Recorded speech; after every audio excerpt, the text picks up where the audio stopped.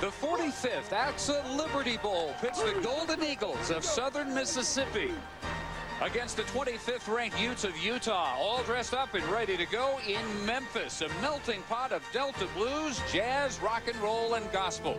But first, as a tumultuous year plays its final tune, we celebrate the men and women who ensure the nation's safety and, consequently, its liberty.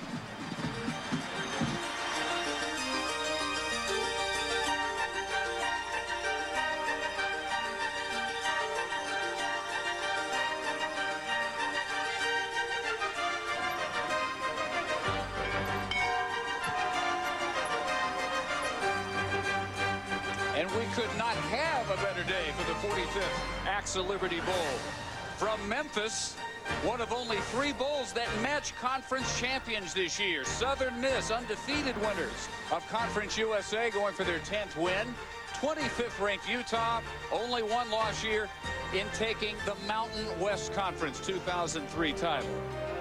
And on what may be a 60-degree day, that's about 50 degrees warmer than usual. Welcome, Dave Barnett, Bill Curry. How did these two get here? Because it was very much in doubt in both cases early in the season. Early in the season it was, but what a surge by the University of Southern Mississippi. And here's who they are.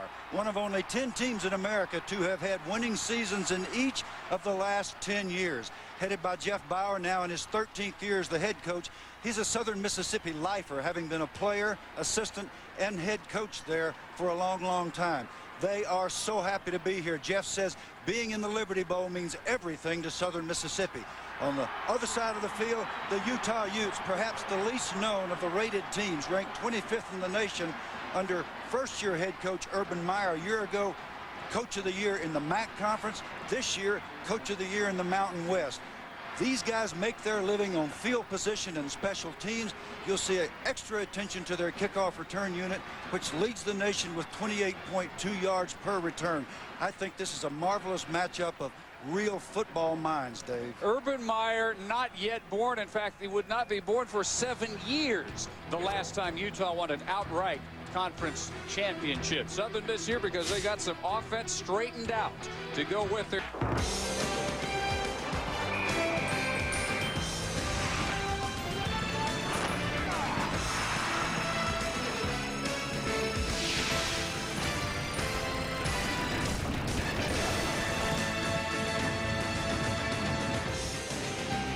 Welcome again. Gorgeous day. Last day of 2003 as we bring in the 45th annual AXA Liberty Bowl. Southern Miss against number 25 Utah. Happy New Year down on the sidelines to Heather Collins. And Dave, same to you. The Southern Miss players and coaches can all point to one defining moment that changed the course of their season. After starting 3-3 and rotating 3 different quarterbacks, Southern Miss put the offense in the hands of quarterback Dustin Allman.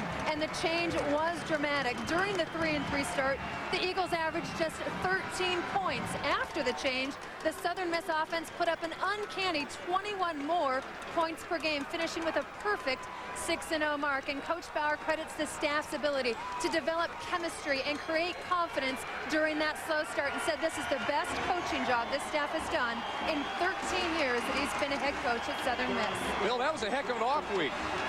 Yes, a little bit of spring practice, and they got with the troops and got them straightened out. Coach Rip Shearer running the offense, and of course the outstanding young defensive coordinator Tyrone Nix on the other side of the ball. They went best on best, and they got back to fundamentals, and that's how they played in the last 6 games. Utah has won the toss. They defer. And the nation's number 4 kick returner, John Eubanks, is deep for Southern Miss. Brian Borson has our game underway, and from the 1-yard line, Eubanks averages 30 per return. They have him bottled up inside the 15, and only 13 on this return. Southern Miss finally settled on Dustin Allman, and from that point, they were a different team. 6-0 since they lost to Nebraska and went to Allman as their starter at quarterback. From Orange Park, Florida, emulates Brett Favre. Used to emulate him off the field. That was something they had to get straightened out. His offensive coordinator, Rip Shearer, former head coach here at Memphis, says they used to have a lot of 5:30 a.m. conversations. And Dustin finally got tired of that and decided to clean up his off-the-field act. On a kicking team, 5-yard penalty. Pac-10 officiating crew says Utah will have to try and match that great kick coverage again. And you really don't like to see that as a head coach. You got a guy that averages 30 yards a return. Both these teams are superb on special teams. That's another thing Southern Mississippi had to straighten out after the early part of the year day. But you don't want to kick off again from your 30-yard line and give them a chance to get field position. Field position is going to determine this game, according to Urban Meyer. He told us that in our meeting.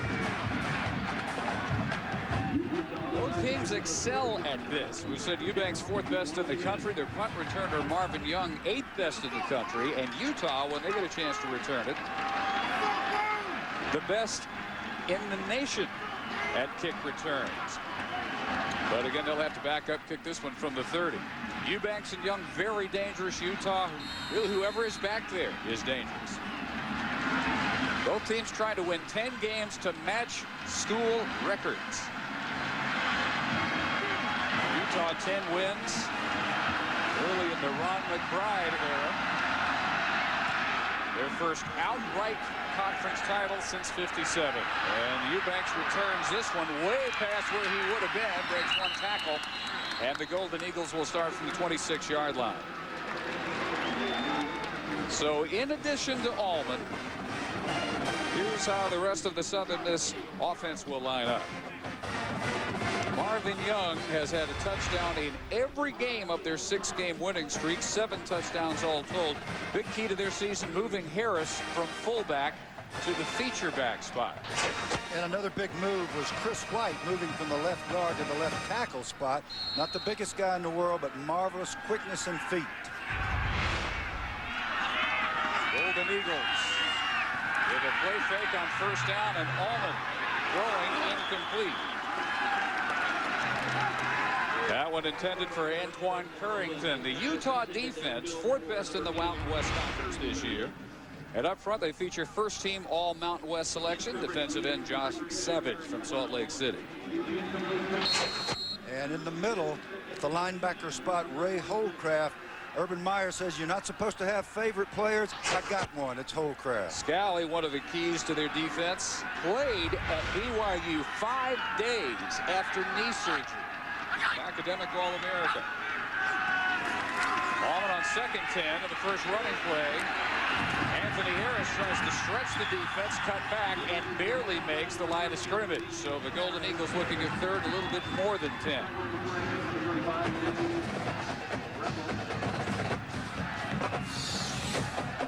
Defense gets nice penetration here. Really not much running room. Harris turns it up inside, and you see 8 red shirts around him, and that's what the defensive coordinator Kyle Whittingham demands of his men, and they've led the Mountain West Conference in defense for the last 5 years. The red line shows where 3rd down starts, yellow line where they have to get. No chance here, as breaking off the pattern, Kenneth Johnson is a good 10 yards away from where that ball ended up. Not a good start for Southern Mississippi on defense, on offense. They really didn't look coordinated between their routes and their passes on either throw, and didn't get much done up front on the run.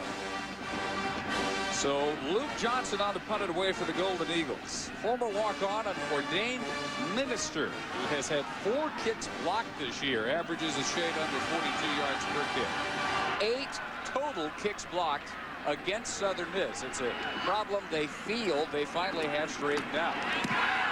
But they almost get this one, and it's a shank out of bounds near midfield. Marker back at the line of scrimmage. We got a flag there, Dave, but number 22, Bo Nagahi. Bo knows special teams, and they worked for 30 minutes in practice day before yesterday just to get him clean. They've got several different rushes with design schemes to get Nagahi to the punter. They marked this punt out of the 43. It's an 18-yard punt, depending on how this conversation turns out. They're very fortunate that it went 18 yards, too, because Nagahi almost took it off his foot. They're going to call holding on Utah, and that may be part of the scheme. That may be a part of the problem in what they're doing to get him clean. is to grab and pull somebody. We'll have to see right in this area. You'll see Nagahi coming from here. He moves all over the lot, and that's the hold. Yes, part of the scheme was to grab and pull the blocker inside. That's a violation and a very alert call. Still won't give them the first down because they had the lost yardage on the running play, so they'll have to punt the ball, but they'll have 10 yards of field position. When we talk about field position, the reason it's so important, people don't understand. When you start in the other guy's territory, the odds on you scoring are incredibly high, much higher than when you start on your own end of the field. So we'll see what the net effect of this penalty is. Remember, they were ready to take over at the Southern Miss 43.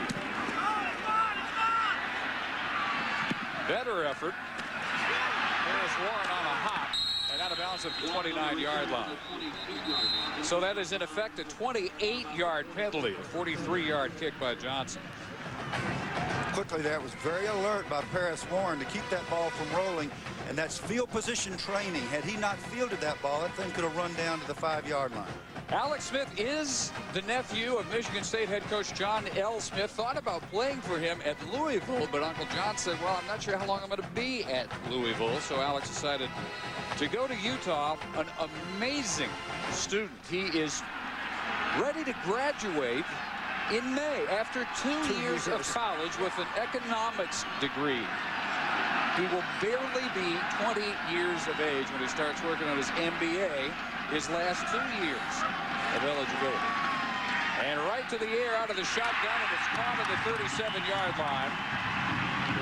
A good start on first down, and Paris Warren, the junior from Sacramento, first team all Mountain West with a 72nd catch of the year. Watch number 8, Ben Moa. You will see him literally all over the field. He lines up at tight end. He's an H-back. He's a running back. He's even thrown a pass for a 2-point play this year against Air Force.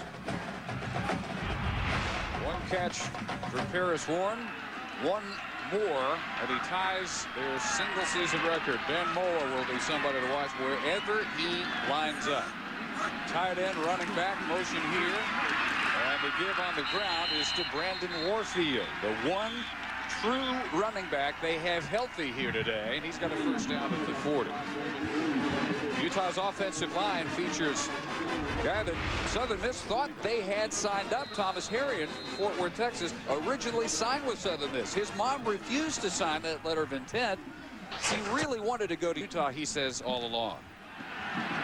And the Southern Miss defense up front roughing the strongest in Golden Eagle history, a 470 bench press. Rod Davis now has more tackles than anybody in Southern Miss history. He came in tied for that all-time record. Over the middle, and at the 45-yard line, Travis Latondres with his first catch of the day, junior from El Dorado Hills, California. If you ask Rod Davis who the best player is on defense, he'll say, I stole it from Boley. Boley's our best linebacker.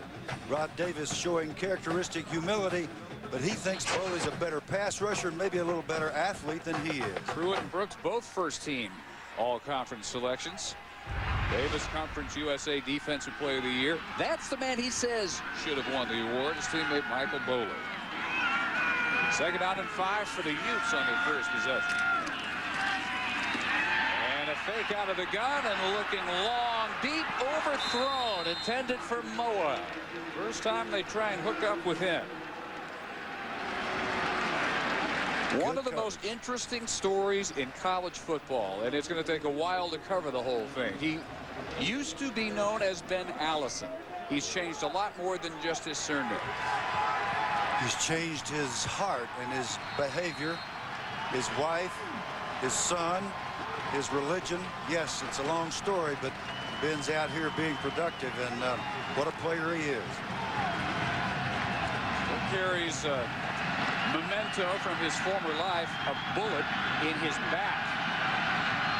Obviously doesn't hurt him on the field. Third down and 5, Utah. They go empty backfield.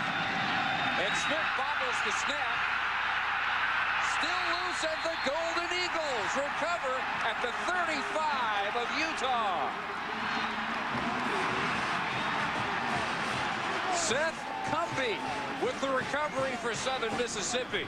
Well, what we've got here is a vintage Tyrone Nix defense. The superb young defensive coordinator, because there are Golden Eagles all over the lot. Very difficult alignment to pick up. Eric Scott, number 92, is in the backfield and on the football like a duck on a June bug. And the brilliant young quarterback has made his first physical error. He simply was distracted, I think, by looking at the defensive front rather than catching the ball. First break is a huge one for the Golden Eagles. 36 of the use they take over. And they go Harris on the ground, breaks one tackle, breaks two. Almost with a first down. Anthony Harris recruited as a hybrid. Not really sure whether he was a fullback or a running back. They're sure now.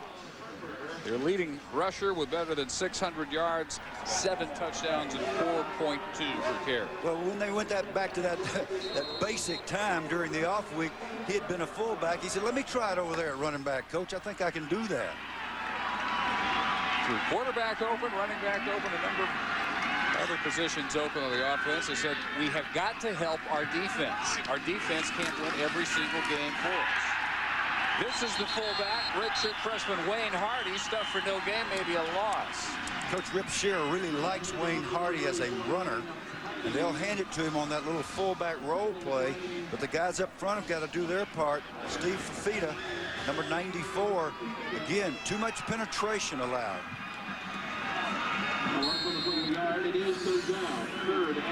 Fafita got his pads down, simply escaped the block. Nice job. Good tackle by the D lineman. High and 2 tight ends on 3rd and 2. And they won't come close. Harris for another loss. And you see why Holcraft is the head coach's favorite player.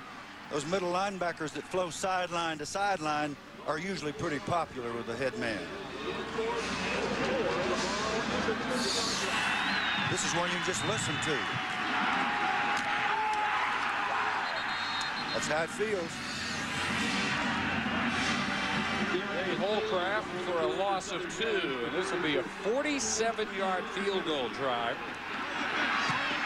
Kicked by Darren McCaleb, has no chance. He had only missed 2 all year. They were both blocked. He was 14 of 16 before that one. And Southern Miss cannot cash in the game's first turnover in the AXA Liberty Bowl.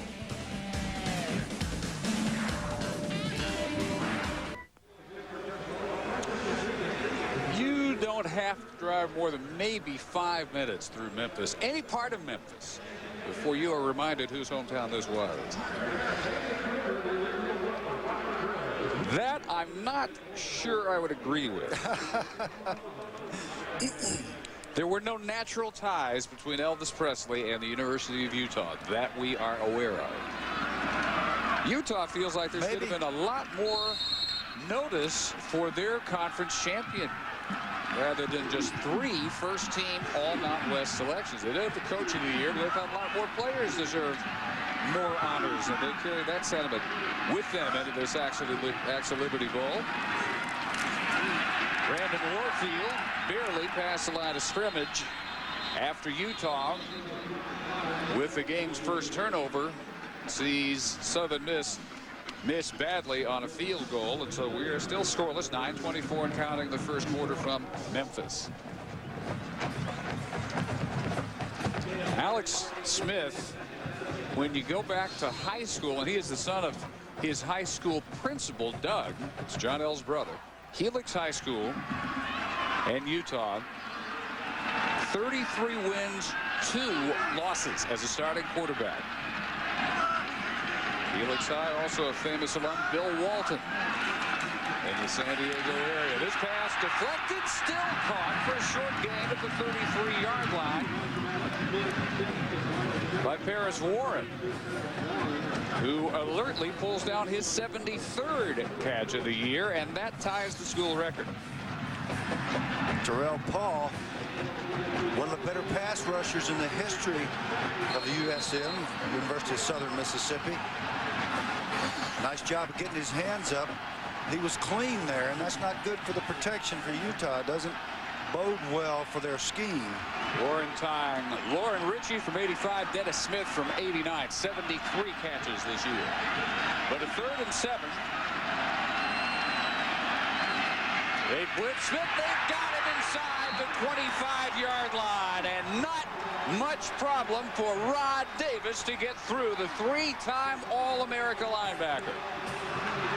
Unlike Rod Davis's prediction, he told us yesterday in our visits with him, what you're going to see in bowl games is a lot of missed tackles. So we've worked hard on our fundamentals. Watch him square up. Not only does he come clean, but he hits the elusive quarterback right in the middle. Now, here's an unusual formation. Let's see if we get something funny. One man left of the center, Matt Kovacevic, gets off a sideways bounce, and Southern Miss going to have great field position to work with around the 47-yard line. The other thing that happens in bowl preparation is that bright coaches outsmart themselves with fancy formations and get their punter distracted. No one has ever had more tackles for Southern Miss or in Conference USA than Rod Davis. And another one.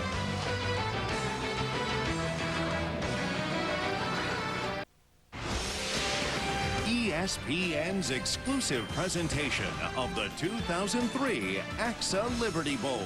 Presented by AXA. Your future, your way. And in part by the Chrysler PT Cruiser. Customize your life. And by Sonic. It's not just good, it's Sonic good. Lots more where this came from. A full day of Capital One Bowl Week action continuing. 2 more games tonight on ESPN and ESPN2. 7:30 Eastern, Cedric Cobbs, Matt Jones, and Arkansas against Missouri in the Mainstay Independence Bowl on ESPN. And on ESPN2 at 10:30 Eastern, 7:30 Pacific, Bradley Van Pelt and the Colorado State Rams take on Derek Knight, the Boston College Golden Eagles, in the Diamond Walnut San Francisco Bowl. We're in the AXA Liberty Bowl. Southern Miss, champions of Conference USA, Utah champions of the Mountain West. With Heather Cox, Dave Barnett, Bill Curry, 7:26 of the first, scoreless. And Allman, after the play fake, decides to keep plenty of room. Dustin Allman out of bounds at the 37-yard line with a first down and a gain of 16.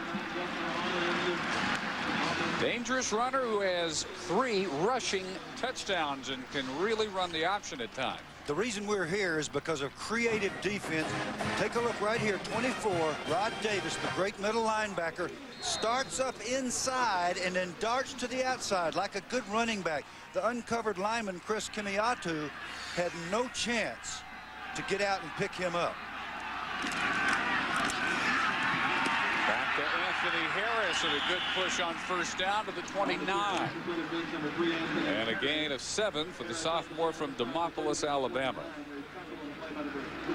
You watch a running back coming from exactly the same direction, at least in terms of our camera. He does exactly the same thing. He finds the open space and then hits it, and it's the explosiveness that makes for the great player. Rod Davis, Anthony Harris, respectively. Sacks, a big problem early for Utah. Southern Miss started to establish a running game, although no gain here. Harris is stuffed, and let's check into the studio with Reese Davis. All right, Dave, earlier this afternoon, not too far away from where you guys are, just down the road a couple hours or so, Wisconsin and Auburn in Gaylord Hotel's Music City Bowl. Cadillac went into the end zone twice, so too did Ronnie Brown. Auburn beats Wisconsin 28-14.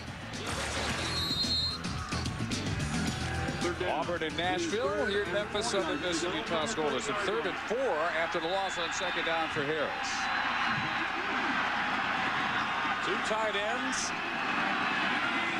Only one of the backfield, and the Utes showing perhaps a secondary blitz. Allman checks to the short drop. And incomplete, and even if Marvin Young makes that catch, he's nowhere near the first.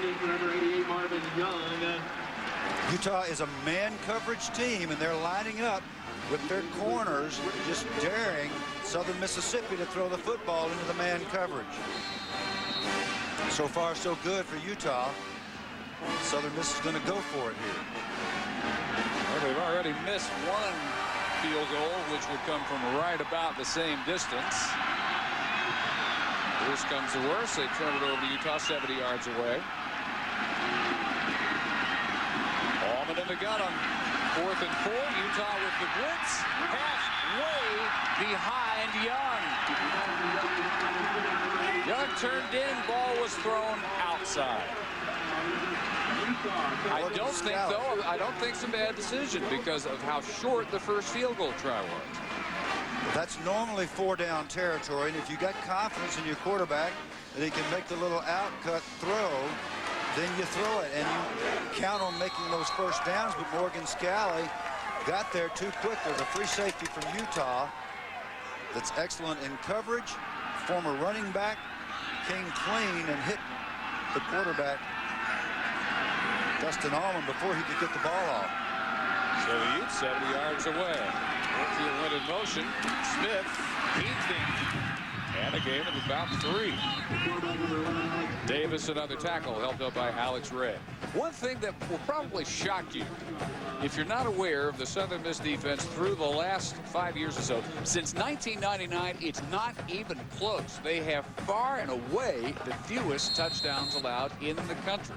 They have a wonderful defensive tradition. Excellent defensive coordinators, and when Tyrone Nix took over, he was the youngest defensive coordinator in America. I don't know if he still is. He tells me he's aged him a lot in the last couple of years. He is a nominee for the Frank Broyles Award for top assistant in the country. Warfield with some room. Warfield near midfield with a first down for Utah and a gain of 16 yards. Tyrone had a couple of things he felt like had to be done. He had to stop the zone and the option. They ran the option 2 plays ago, and it was defensed well, but the zone play was not. He wants to make Alex Smith throw the football, and so far, Utah is having their way on this drive with the running game. And the Utes strive for balance, and they strive first to get the running game going. I still tend to think of Mountain West teams, Homer WAC teams as pass, pass, pass all the time. Not true here. Warfield, another big hole and another first down. Here comes a flag from way behind the line of scrimmage. Referee threw this one after a gain of 13. Now, when you got the big rep and you got the big number on your chest, you also have a large target on your chest. And here's what they're going to do to you. Chris Kamiatu, number 68, is a 300-pounder. He's all over Rod Davis, driving. Davis trying to get off, but he finds himself being driven back up the field. Excellent blocking that time. Kamiatu got the best of him. Still first down. And here's what Urban Meyer and his coaching staff does not want to see. Mike Sanford, offensive coordinator with a Southern California background, having played for John Robinson, loves the power running game, and you kill yourself with those holding penalties. So instead of being well in the Golden Eagle territory, 1st and 20 back well into their own at their 39-yard line. Utah's worst scoring quarter is the first. A little better as things go on. By far their best scoring quarter is the 4th. Bowen went in motion. They shovel it underneath to him. For a couple of tackles, gets to the 46. We get it down to Heather Cox. Some notes from the Utah bench. The receivers and quarterbacks spent the last series brainstorming on why the offense had been stagnant so far. The coaches told Alex Smith and Steve Savoy that they're going to empty it out, try and hit some quick stuff early, then loosen up the Southern Miss defense, then try and go over the top, guys. Mike Sanford, offensive coordinator last year with Stanford. Spent some time on Bob Davies' Notre Dame staff with Urban Meyer in the late 90s. Second down 13, gain of 7 by Moore. Moving around everywhere. He was in motion. Smith on the scramble now, looks up, just throws it away. Hard time getting away from Ronald Jones, the sack leader for the Golden Eagles, and we have another marker. Begin to see why Michael Boley is so highly regarded by his star teammate Rod Davis. When you saw Alex Smith, they got a lineman illegally downfield. Sometime when you throw the ball away and you throw it beyond the line of scrimmage, the lineman didn't know that he was going to do that, and they were downfield blocking for the screen. The reason the screen wasn't thrown is because Michael Boley sniffed it so quickly, he just ran out and stood between the quarterback and his receiver. Offense, That penalty is declined. Third down. Heather, what were your impressions of Michael Bowley? Well, what's interesting about them is the relationship that he has with his brother. Liberty definitely has a special meaning for the two of them. They took different paths to today's bowl game. Michael was very highly recruited, earned a scholarship to Southern Miss. His brother Ken wanted to play with his brother, but knew he couldn't afford to pay his way, so he decided to join the Army, and as he says, so they could pay for it. He has since fought in the war in Afghanistan during Operation Enduring Freedom. He is now a walk-on, fulfilling that dream of playing with his his brother Michael. Really the true message of the Liberty Bowl today, guys. That is dedication. That is one of the longest routes to college football you will ever hear. 3rd and 13. They need the 41 of Southern Miss. Southern Miss has one player in a three-point stance. And sacked again at the 38-yard line. Ronald Jones is 5th of the year. That leads the Golden Eagles. For whatever it's worth, that's the guy that was in a three-point stance. They had 10 players standing up. We always just call that a radar defense because you don't know where they're going to end up. John Thompson, now head coach at East Carolina, popularized this look. There comes Ronald Jones, number 90. He is the only guy on the field in a white shirt that was in a three-point stance, and he came clean on the blitz. Leads the defensive line of the Golden Eagles with their 5th. Bowley leads overall with 10 sacks. Utah's running all over the place in punt formation, trying to make them think. Kavakovich gets off a big one. And Marvin Young fair caught it at the 13. A 48-yarder, which the number 8 punt returner in the country could do nothing with. 2:23 the first here in Memphis. Southern Miss and Utah are scoreless in the AXA Liberty Bowl.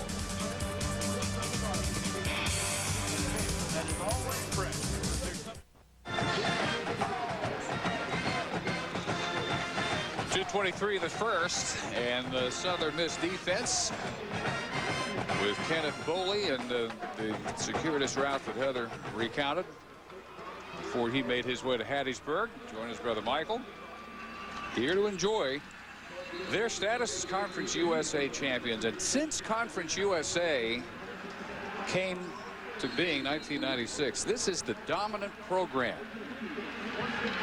They have taken half the titles in the 8-year history of Conference USA.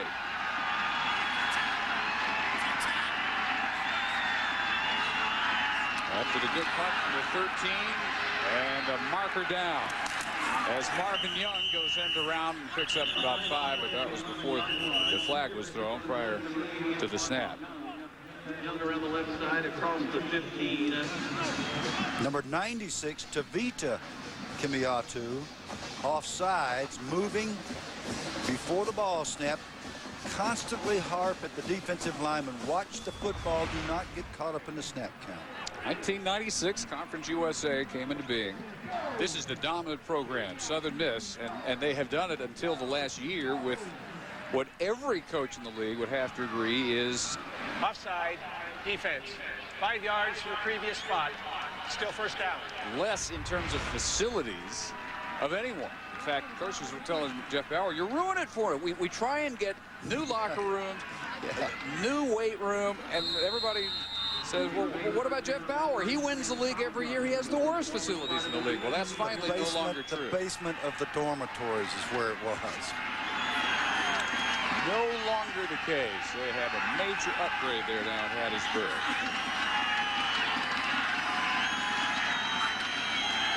So 1st and 5, Allman, as he tries to turn it up, knocked off his feet. Marquez Ledbetter, the defensive end. Thursday morning, Capital One Bowl Week continues on ESPN at 11 a.m. Eastern. Two of the top 17 teams in the country meet in the Outback Bowl in Tampa. Kurt Ferentz, Iowa Hawkeyes, C.J. Leak and the Florida Gators on New Year's Day. Our coverage begins with College Game Day, built by Home Depot at 9:30 a.m. Eastern, all part of Capital One Bowl Week on ESPN and ESPN2.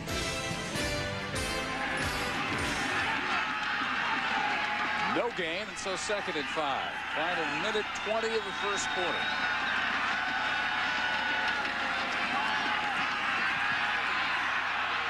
Allman running out of the time and room, and then turns it up and out of bounds near the first down at about 22 and a half, and maybe a foot or so short. Really good penetration there by Steve Fafita, just knocking back a Darrell Edwards, number 67. Josh Savage also in there. The Southern Mississippi offense is yet to get untracked and get into any kind of rhythm. Rip Shearer had certain plays that he wanted to exploit. He had a sort of 6 series of 6 plays each that he wanted to look at early, but they haven't been well coordinated up to this point. At least not to his satisfaction, I can assure you. On 3rd and a foot, give to the fullback, Wayne Hardy. And Hardy across that yellow line for the first down. It carried only 3 times all year before today, and a couple of times already here in the first quarter. Golden Eagles have some trickery for Utah. They like to be creative on 3rd and short, 4th and short, but in this case they really needed that first down, and it was very wise just to hand it to the fullback.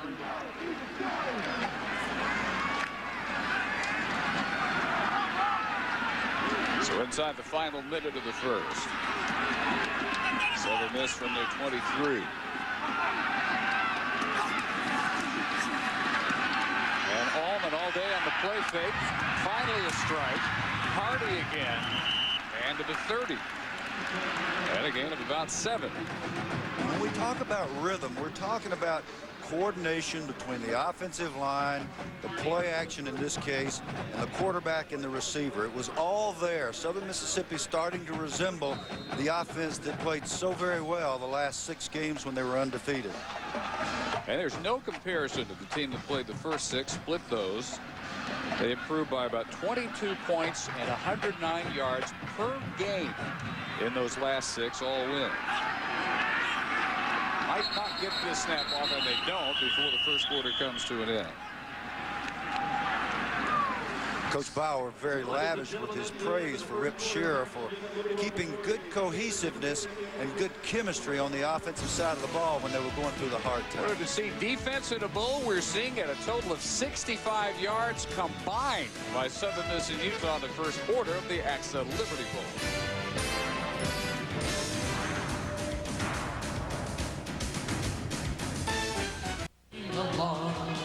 In and out, hear them shout, counter, march, and run about, and our caissons go rolling along.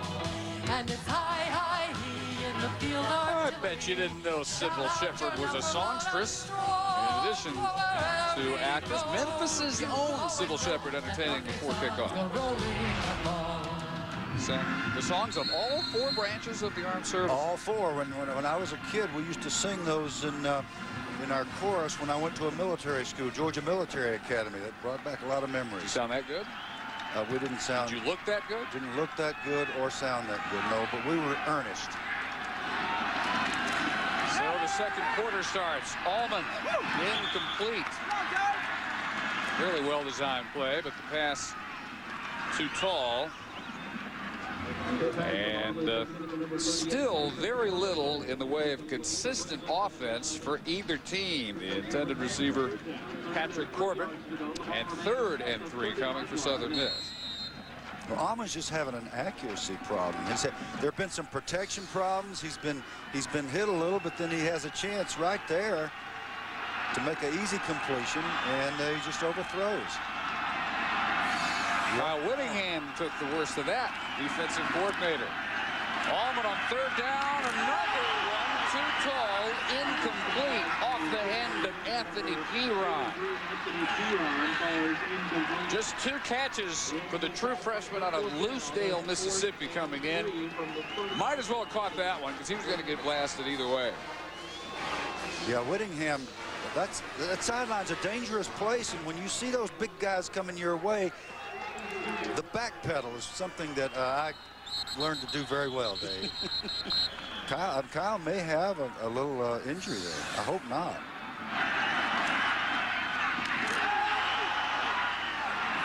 Neither quarterback has got any rhythm or accuracy so far.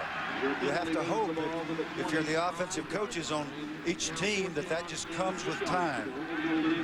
Just got to calm down. False start call as Southern Miss tried to line up for the punt. So now on 4th and 9. Luke Johnson will try again. Into the wind. And a good one. Chasing Warren back to his 26-yard line. Warren fights hard for a return of 5 after a broken tackle. A 48-yard punt. Wind actually turning around now, and depends on which end zone you look at. It in the right end zone looks like you punted against it. In the left end zone looked like when you get down there the punt was with the wind. So it's just swirling around the Liberty Bowl, and another marker down for holding. Yeah, this is on Michael Boley, our outstanding linebacker, number 27, who's on the punt team, holding number 41 Grady Marshall. Utah has seen some things, and they really believe they can block a punt in this game. Like I said, they worked on it for a long time. Day before yesterday, they had Nagahi clean the first time. He almost got a piece of it. 10 yards from the previous spot. Still 4th down. You talk about things that keep head coaches awake at night. You lie awake at night thinking about whether or not we can protect this punter.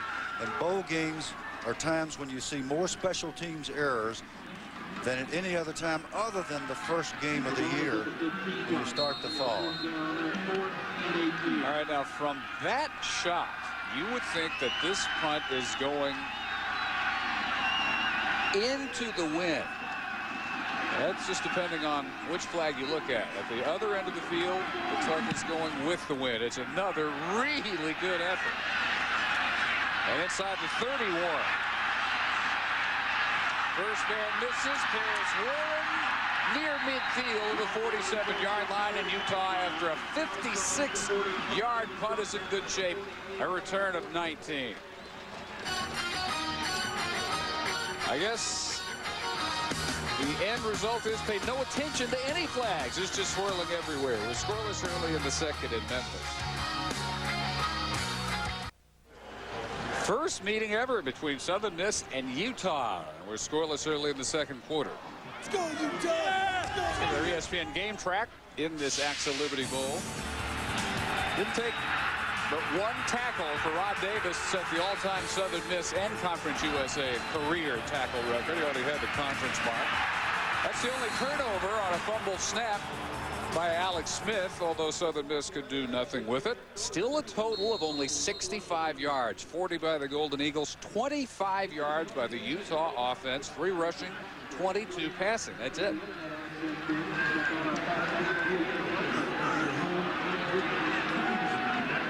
And get much better field position. Their own 48-yard line. They motion Moa. And give to Warfield, and he's cut down by Terrell Paul for a loss. Whatever Utah does, it never seems to surprise the Southern Miss defenders.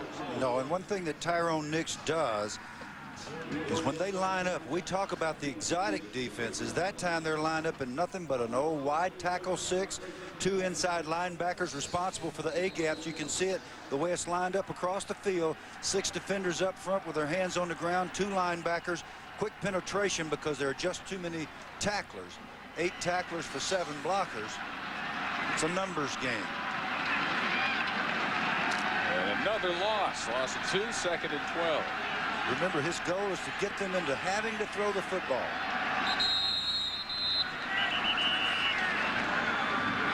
And we'll have our first timeout called by Utah. 13:36 to go early in the second quarter. 0-0 in Memphis at the AXA Liberty Bowl.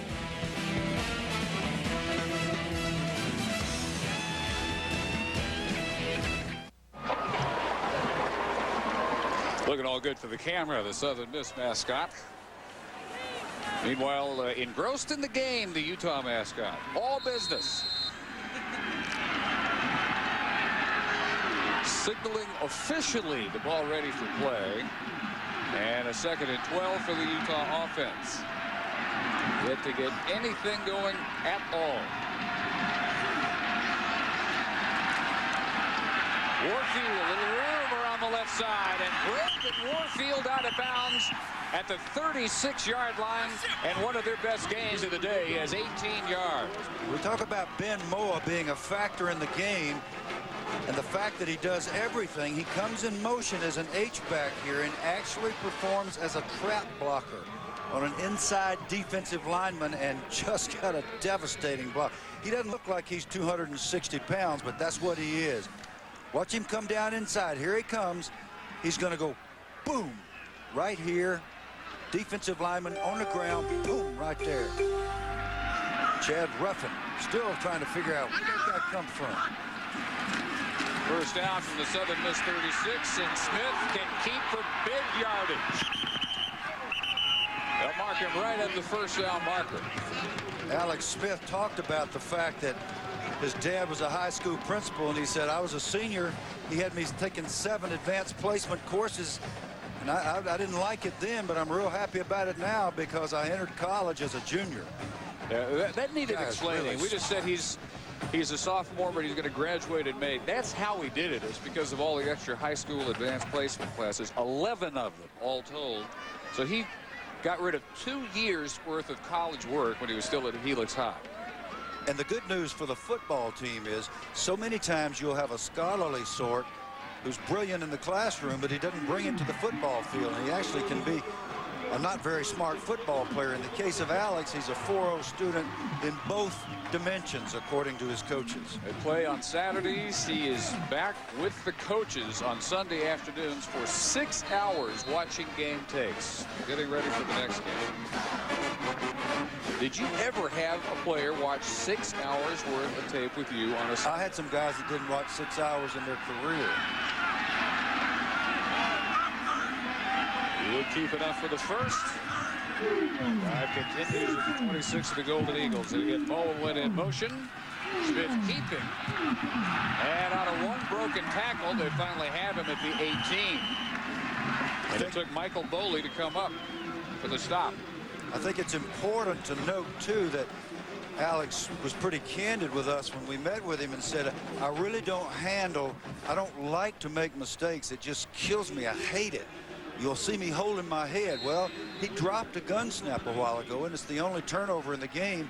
And it's very interesting to see that he's come back out here and performed with poise, and he's now got his team in scoring position. They're in the red zone for the first time today.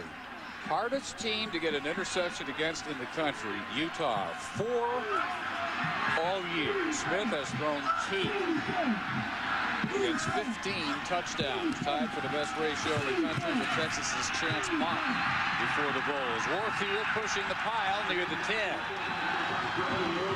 And we may have first and goal, Utah. Full day of Capital One Bowl week continuing with our 2 games tonight, beginning at 7:30 Eastern as Arkansas meets Missouri in the Mainstay Independence Bowl on ESPN from Shreveport, and on ESPN 2, 10:30 Eastern from San Francisco as Colorado State takes on Boston College in the Diamond Walnut San Francisco Bowl. Utah scores 81% of the time this year in the red zone, but only 64% touchdowns. Not as good a percentage as they would like. Not quite first and goal. It's first and 10 just outside the 10. They go Paris Warren in motion. And Warfield for a loss into the 14-yard line. Antoine Cash along with Eric Scott on the tackle. A loss on the play of 3 yards. It is second down. Remember, this team has given up fewer touchdowns than any the last 5 years combined. 12 fewer than the second best defenses over that period, Oklahoma and Miami. That's amazing. That is an amazing thing, an accomplishment for a team that does not recruit the same kind of athletes as those 2 other schools you just mentioned to play defense, but they play it with passion. And they don't play an all-cupcake schedule either. Here's the second timeout called by Utah. I mean, they play the Alabamas. They play wherever they can get. They and play they play Nebraska. Yeah. Way less than half their games are at home, too. Second timeout, 11-17.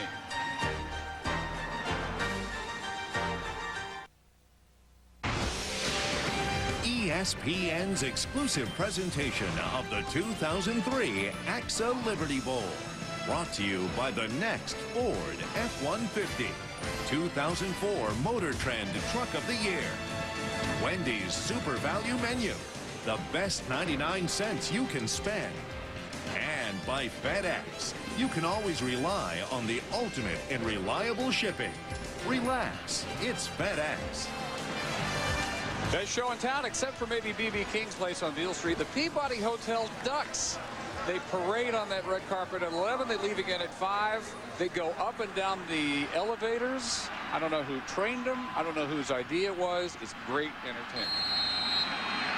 Southern Miss Hotel downtown. Second down and 12 after Utah's second timeout. 11-17 in the first half of the scoreless AXA Liberty Bowl that the youth with the best threat either team has enjoyed so far. Warfield trying to stretch back toward the 10, and a marker is down. You watch that tough defense. I'll tell you, the most impressive red zone statistic I have seen this year is the Southern Mississippi's defense inside their 20-yard line. Opponents have scored 31.6% of the time they've scored touchdowns. That is not very much. Holding Utah, they're going to make things even tougher on themselves.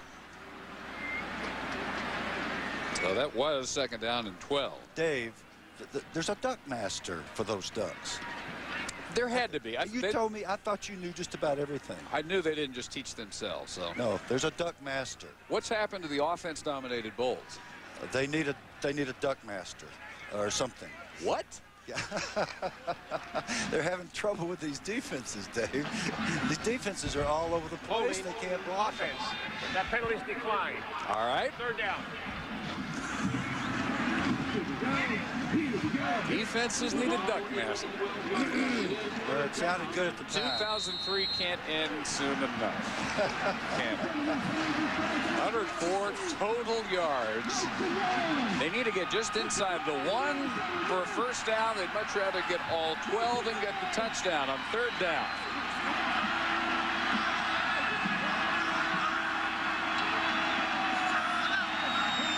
Five wides. And under pressure, underthrown, intended for Travis Latondras, and incomplete. There is a mode of thought that you get when you play defense as well as Southern Mississippi does. Pressure that time by Greg Brooks. You have such confidence when you get a call off the sideline, hey, we're going to get these guys stopped. We give up touchdowns less than a third of the time after people are inside our 20. That's an amazing stat. And that's a program attitude that you get when you play defense. And the best way to win football games is to keep people out of your end zone. Ryan Morrison for 29 yards in the lead, and a problem on the snap. And finally stopped back at the 31-yard line by Antoine Cash. Long snapper number 58. Bless your heart, Brady Parkhurst. I did it for 20 years. They never call your name unless you throw it in an errant way. And this is a poor snap. Just got away from him, slipped out of his hands and rolled back. The holder couldn't hem it up. Holder did a great job of blocking Rod Davis. Tyrone loves it. They got 0 points. Yeah, it's a bad feeling. Get over there and get some snaps on the sideline. Get yourself back together. That's all you can do. Still scoreless. Harris on the run. Reese Davis in the studio. All right, Dave, take you down to El Paso, the Wells Fargo Sun Bowl, Minnesota and Oregon. Ducks up 17-14. This is Lawrence Maroney. He is loose, and he is going to set up a Thomas Tepe touchdown. Tepe has scored 3 times on this game, which, of course, Dave and Bill would make him Oregon's duck master. 21-17 Minnesota. That's what it would make him. Very good, Bruce. Complete breaking tackles, extra yardage. Deron Lawrence, his first catch goes for 16 yards. And very good news for Southern Mississippi, because it looks like Dustin Allman has sort of got the moths out of his works, and he's throwing the football on rhythm and throwing it with precision. For the first time today, he throws a nice curl and he hits the receiver right between the 8 and the 5, which is exactly what he wants to do. Deron Lawrence. Lawrence former walk-on. Fake to Young, gunning deep, almost intercepted, in and out of the hands of Arnold Parker. That was one of the gimmick plays that Southern Miss had in, a fake reverse. Nice protection. Arnold Parker is the cover guy, the best cover corner that Utah has. He was not fooled. He did not look in the backfield. He simply played the football, and the only thing he should have done that he didn't do was to come down with it. Arnold, that's an easy pluck, man. The fastest player had one of their biggest plays of the year, an 80-yard fumble return with 1:33 to go to win the game against Colorado State, 28-21. Another carry for Wayne Hardy for the first time all year, playing big into their game plan. He's now carried as many times today as he had all year coming in, 3. And it'll be 3rd and 9. Could be, too, that Utah is having a bad hair day. Gracious. That's impressive.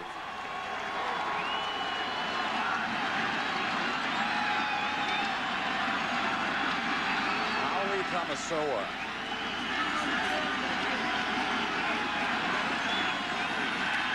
Allman, which picked up, fires complete, and then dropped it. It's incomplete. Antoine Currington unable to hang on. Morgan Scally there to knock it loose, number 25, the free safety. Currington needs to cushion that ball, his hands, bring it into the chest and put it away so that it can't be knocked out from the rear. Again, the defense is dominating.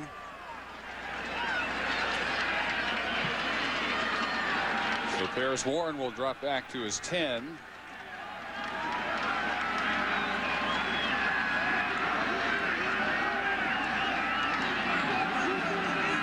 Luke Johnson will try him. Let him pin somewhere around there. But first, Southern Miss will call its first timeout. 8 minutes and 47 seconds to go in the first half. Lou Rawls, love is a hurting thing. We'll talk to Heather when we come back to Memphis.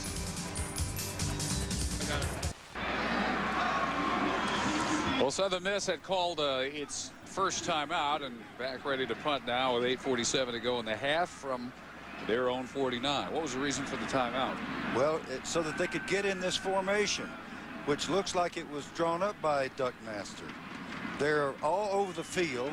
They got 4 out to the left, 3 out to the right. Now Rod Davis is going to run back into the tackle spot. They're forcing Utah to deploy all over the field. I guess they're trying to keep them from working their regular block schemes. Here they come in tight to the top again.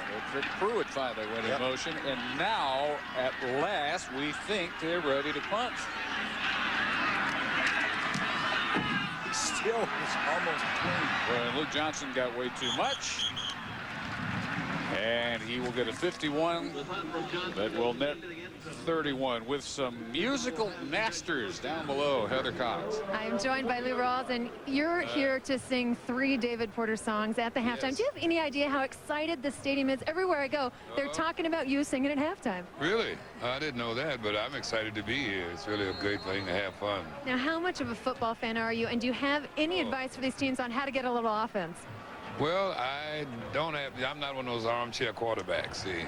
I just like the game. I love the game. And so when they asked me to come and be a part of this, I jumped at the chance. It's a lot of fun, man. Yeah. I would be remiss not to ask you, am I ever going to find another love like Lou? You'll never find, as long as you live, someone who loves you tender like I do. Yeah, you will. After hearing it from him, I don't believe it, guys. Sure you will. All right. I like your hope. Thank you. All right, it's great to be here. Oh, I refuse to talk now. I refuse to talk and follow that voice. Goosebumps just from hearing him talk, and when he starts to sing, brings back so many memories. What a wonderful artist Lou Rawls is. We'll hear from David Porter down there a little bit later, another Stax Records legend from here in Memphis. Soul Man on his hits, Sam and Dave. Warfield and Bottled Up. falls forward in the arms of Pruitt, maybe for a yard. And you got Lou Rawls and Dave Porter. Who needs us? Who needs football? Just hand them mics and let them go. Songwriting legend. So 3rd and 3 for the Utah Utes, 7.5 midway second quarter, and still no score. The last game we did, we saw 102 points and 1,100 yards in Honolulu. Here we have 115 yards total combined, no points. Alex Smith on the roll. Incomplete. And as bright as Alex Smith is, he's having great difficulty reading the coverage of this Southern Mississippi defense. There was no pressure then. He did not need to run, but he bolted out of the pocket when he could have stood in place, but he simply ended up with a coverage sack. Secondary is playing a marvelous football game. It is extremely difficult to throw the football on this Southern Mississippi defense. Smith, 4 of 8 for 22 yards. So the miss coming after Kovacevic. They don't get to him, but Utah will get a nice bounce out of this one and a roll inside the 30. Finally dead around the 27th. The punt from Kovacevic rolls dead at about the 46 thanks to the roll on the punt by Kovacevic. 6:52 to go in the first half of a still scoreless AXA Liberty Bowl in Memphis.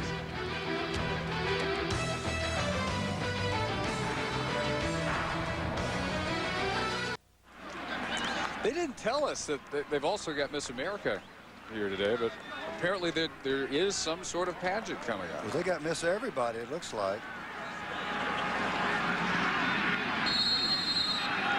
Southern Miss from their 27-yard line. 6:51 to go in the second quarter.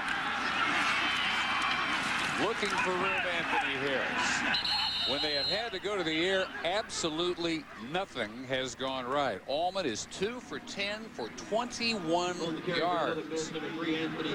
Not a whole lot better. His counterpart for Utah, Smith, 4 for 8 for 22 yards. Both quarterbacks are having great difficulty in recognizing coverage and then throwing it to the place that they want to throw it. A little rust. They hadn't played football in a long time. There's a completion, and Marvin Young hit in his tracks at the 30. Spencer Toon, number 9. Both these defenses have had a lot of time to scout the offensive thinking. They understand formation, tendencies. Kyle Whittingham, the fine defensive coordinator, been at Utah for 10 years, and he was a holdover from the previous staff under Ron McBride. Understands offensive football so well, and they've got, obviously, they've got this Southern Mississippi offense figured out so far. Not great during the year on third downs. Really bad today. Just 1 out of 6, 34%. Their yearly figure converting third. Allman chase by Toon. Ball is loose. Was it a pass? No. Fumble recovery by Utah at the 17-yard line. Lewis Powell. Free safety blitz. Morgan Scally again, that guy who just finds a way to be in the middle of everything. Coming from his free safety spot, he knocks the football loose. Number 25, Morgan Scally.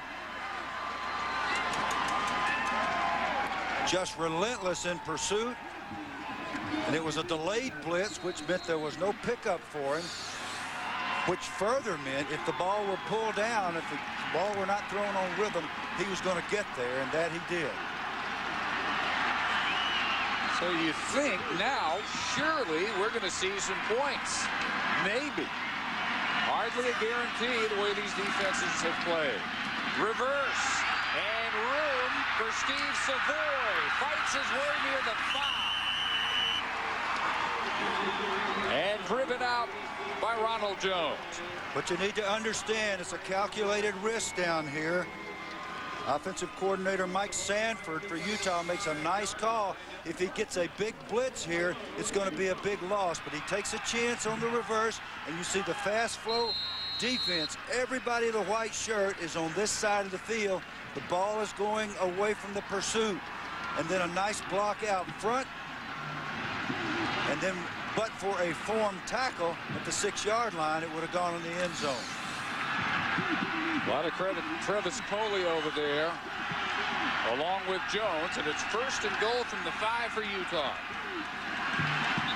And they will use their last timeout. Still 4:47 to go in the half. So Alex Smith over for a word, as Utah is poised to take a lead at last here in Memphis. Utah fans very well represented from Salt Lake City, fought their way out of some snow to get here to Memphis to a really ideal day, around 60 degrees, and a chance to take the lead with 4:46 to go in the first half. Have a 1st and goal at the 5. Remember how hard it is to score any year, any time against the Southern Miss defense going back to 1999. Also understand that teams have gotten inside the 20 that scored less than a third of the time, meaning touchdowns, and less than half the time have they scored any points at all against the Southern Miss defense. No more timeouts for the Utes. As Smith comes up under center. It's Moa in motion. It's the Warfield with a cutback. He still keeps his feet going for a touchdown.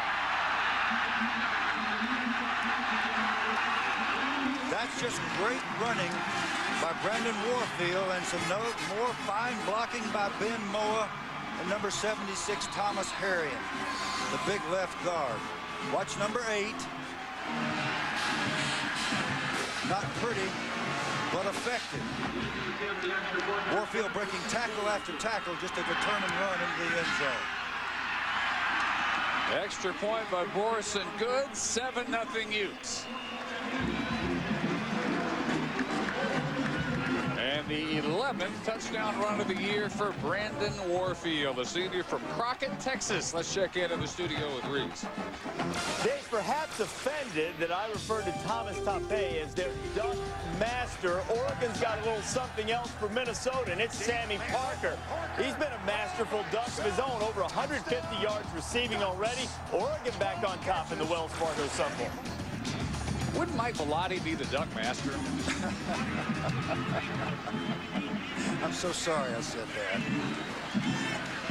Well, you gotta live with How did I know Reese was going to hear it too? Another good look at marvelous running by Brandon Warfield. The play was not particularly well blocked. It was well blocked at the corner by Moa, but not much going inside. He just made it happen. Not much going for either team on the ground, but what there is, Warfield has for Utah. Second team All-Mountain West, the 3rd leading rusher in the conference this year, just under 100 yards per game. And missed 2 of their last 3 because of knee surgery, insisted on playing against BYU. Harris return of 11 yards. Well, no matter which team you think is number 1, the only place to see them play is on ABC. New Year's Day at 4:30 Eastern, the most talked about bowl championship series in history begins as USC looks to prove their championship material against Michigan in the Rose Bowl game presented by Citi. Number 3 in the BCS, number 1 in both polls, but in the BCS standings behind both Oklahoma and LSU, who will play in the Nokia Sugar Bowl for that version of the national championship. USC beats Michigan. They will have the other version, the AP and the coaches poll voters. Here's the weird thing, though. The coaches agree that their champion is the BCS champion, but their votes don't back that up. It's crazy. The American Football Coaches Association, part of the agreement in the BCS, is that whoever wins the BCS championship bowl game is the national champ, even though they have voted USC number 1. Well, what we voted, we being coaches, is that we would have lived with the agreement that the BCS poll would be the final result of the coaches poll, and everybody understood that before all this happened. nobody could have anticipated there would be this kind of boondoggle, and it will be corrected in time. This year, we just got a real nice 2-game parlay with probably 2 national champs. So life will go on. It's a lot like last time there was split champs, 97, with Memphis from Michigan and Nebraska had the splits offsides, and so they have to kick it off again. It's the second time Utah's been called offsides for the kickoff, but this time the receiving team was offside. Wilson with a low bouncer. They're just not going to give him one to return. Return by Terrell Broden, normally a tight end. Day for the defenses. Rod Davis, now the all-time Southern Miss tackling leader. Utah, plenty of moments. They have held Dustin Allman to 3 of 11 for 21 yards, along with that forced fumble. 7-0 Utah on the 5-yard scoring run by Brandon Warfield. 4.5 minutes to go in the first half of the AXA Liberty Bowl in Memphis. Best pass yet, perhaps by Allman, and a first down catch, or close to a first down now. They'll mark Kenneth Johnson a yard shy at the 40. Johnson, a senior, hoping to end his career with a win and perhaps move up the polls. Number 25, Utah, champions of the Mountain West, champions of Conference USA, Southern Miss. And as that shows you, offense has been at a premium. Back to the ground game, and Anthony Harris fights hard for a yard. Only 2 bowl games other than this one matching conference champions. Rose Bowl is one, Pac-10 and Big Ten champs, USC and Michigan, and the orange is the other, matching Florida State winners of the ACC and Miami winners of the Big East. Third and very short here. This is a good place for Southern Miss to put it up.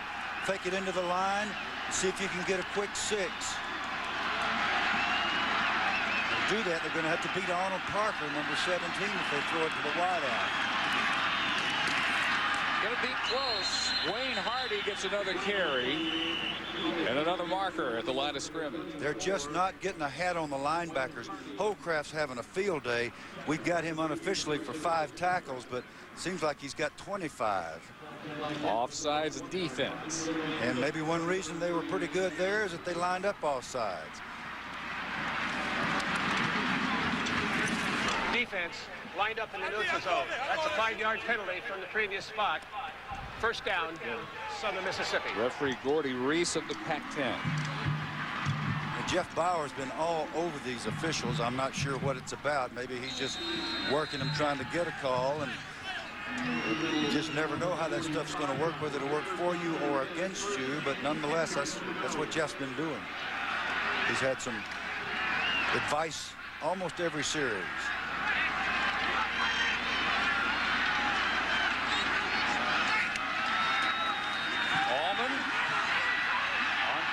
Running out of room and runs onto the tackle, finally tripped up at the line of scrimmage. Ray Holcraft almost had him for a sack, and finally punched Spencer Toon over near the sideline to knock him down.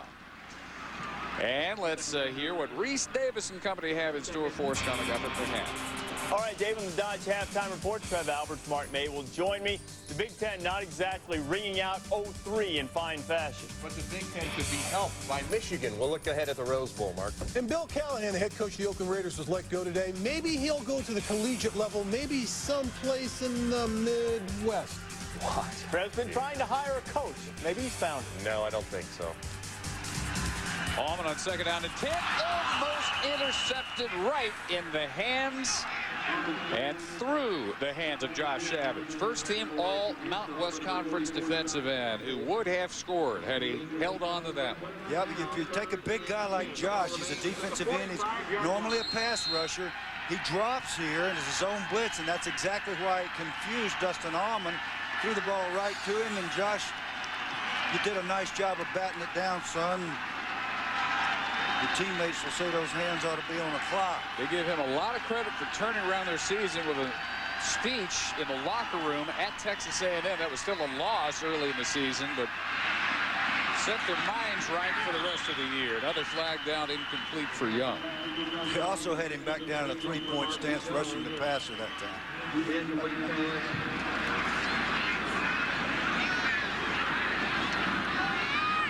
Another offsides defense.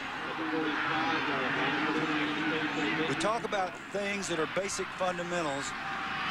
Defensive linemen watch the football, get lined up properly. They work on this stuff every day. Still third down. But you get in a bowl game and the guys get excited and they get rip snorting a little bit, and the defenses are having their way with the offenses, and you just start going away from your fundamentals, and that's what's happening here to both defensive line, both sides of the ball. So from right at midfield, 3rd and 5.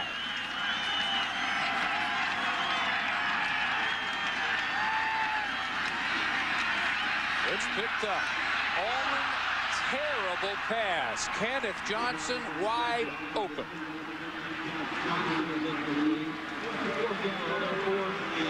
This is not the Dustin Allman that has started since that loss to Nebraska. Nothing close to his usual form.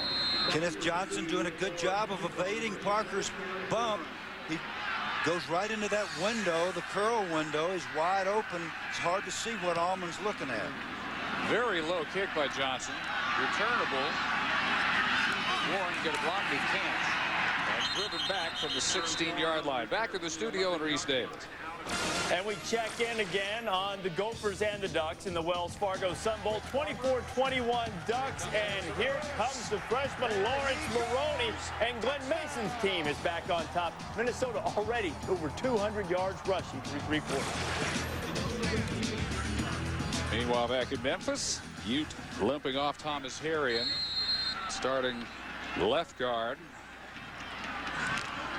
They're going to x-ray Thomas, the senior from Fort Worth out of Kilgore Junior College at halftime. Already had been bothered by an ankle even before today. So the Utes up 7-0 from their 15 with time to add to it, 1:44 in the half. Not with plays like that, however. Warfield hit for a loss. Alex Ray, Ettrick Pruitt, the safeties combining for the tackle. This is dangerous field position for Utah, and we've talked all day about the working knowledge of field position on behalf of both of these staffs, and certainly Urban Meyer knows that this is tough territory, and I would think that Southern Miss would want to use their timeouts here, try to make Utah punt the ball out of the end zone. I would too. They have 2. Utah's out of timeouts. Virtually equal field position. And a minute left in the half. 2nd and 13. Smith with the shovel. So much for the surprise element. Michael Boley with the hit of the day. Go back to what Rod Davis told us. We want to turn this into a defensive football game. What you see in a lot of bowl games is high scoring. We want to be good tacklers, and except for the touchdown run that put the touchdown on the board by Brandon Warfield, that's exactly what Southern Mississippi is doing. That is a form tackle. Keep your head up, drive through the sternum, move your feet, knock the man backwards. Great job by Michael Boley on Paris Warren.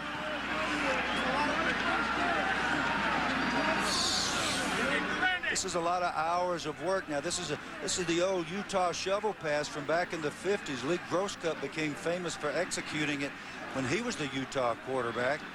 Michael Boley obviously watched the tape, and he knew exactly what was coming. He just shadowed the back and met him in the hole. But now, Lee Grosscup refuses to take credit for that. He says it goes way back before his Utah team in the 50s. He says maybe even Pop Warner, and who knows.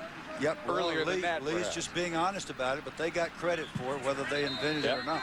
Actually, there's nothing new in football. You get those old football history books back there with Jock Sutherland and all those guys. They invented everything. Cell phones are new. Cell phones. One thing new in football. Well, what does that have to do with football? And Sharpies. There's only one guy that has a Sharpie and one guy with a cell phone, and I refuse to say their name. Very difficult half for Dustin Allman with 47 seconds to go. Southern Miss 1 timeout. If they can stop Utah on a 3rd and 11, they might have a chance to in the half by getting on the board. Utah stays very conservative as Warfield gets only to the 20, and it'll be 4th and 5 from there. And here will come, with 42 seconds, the last Southern Miss timeout.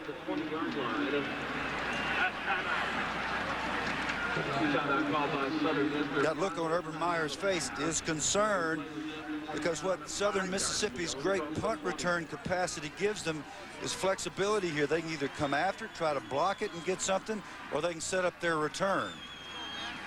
They're over there working on the sideline, and Jeff Bauer has a plan for exactly this kind of situation. Well, if not for mistakes, and especially that fumble snap by Smith, Utah might have a bigger lead. That poor snap preventing a field goal try. A very makeable kick was never attempted. And so Utah with their own problems. One reason it's only 7-0. Always seems to happen, though, against the Tyrone Nix defense. Yeah, you could call those unforced errors, but when you're looking at all those different fronts and alignments, it makes you think too much. They come after Kovacevic and block it. But Utah with the recovery and a big return and fumbled at the 48-yard line.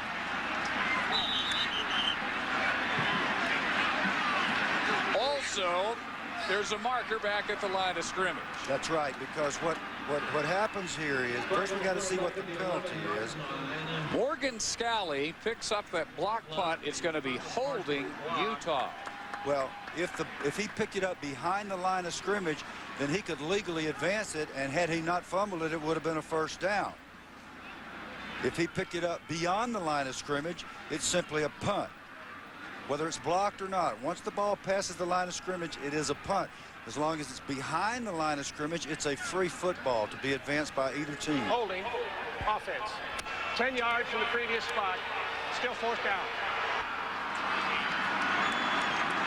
Number 40, Tommy Hackenbrook, is the guilty party. I believe he's holding on number 28, Pruitt. They certainly did bring it. You can see him. He's at the goalpost right in here, and he's the one that is called for the holding. Pruitt still blocks it. Still gets a piece of the football. So didn't hold nearly effectively enough. Now running from his own end zone and getting it off is Kovacevic. Marvin Young, dangerous return man. Another flag is down, and Young retreats and loses all the way back to midfield. The 8th best punt returner in the country. And not surprisingly, Ben Moa down there. I guess he'll be in the band at halftime, too. The guy does everything well. Maybe you'll see him with Lou Rawls.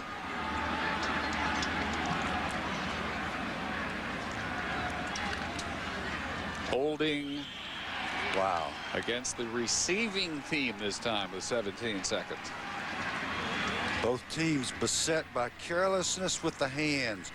It's so easy when you're not used to your fundamentals. Instead of moving your feet and getting in front of people and blocking like you're supposed to, you grab cloth and hang on. And coaches don't like Holding that. by the receiving team during the kick. 10 yards from the end of the run. 1st down. A lot of penalties for one half, especially a lot against Utah. So 17 seconds, neither team with a timeout. 7-0 Utah. This is an interesting situation for Southern Mississippi, whether to try to get something here, because it's going to be, points are going to be so hard to come by. I think they ought to line up and throw it in the end zone. Take a shot. They're at midfield. See what happens.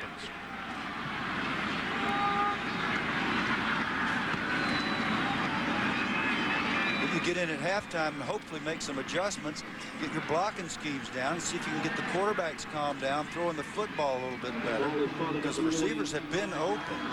Protection has been there for both quarterbacks, and neither of them has been particularly sharp. They're going to be 55 yards away with 20 seconds to work with. And they're going to get 3 receivers on the left side.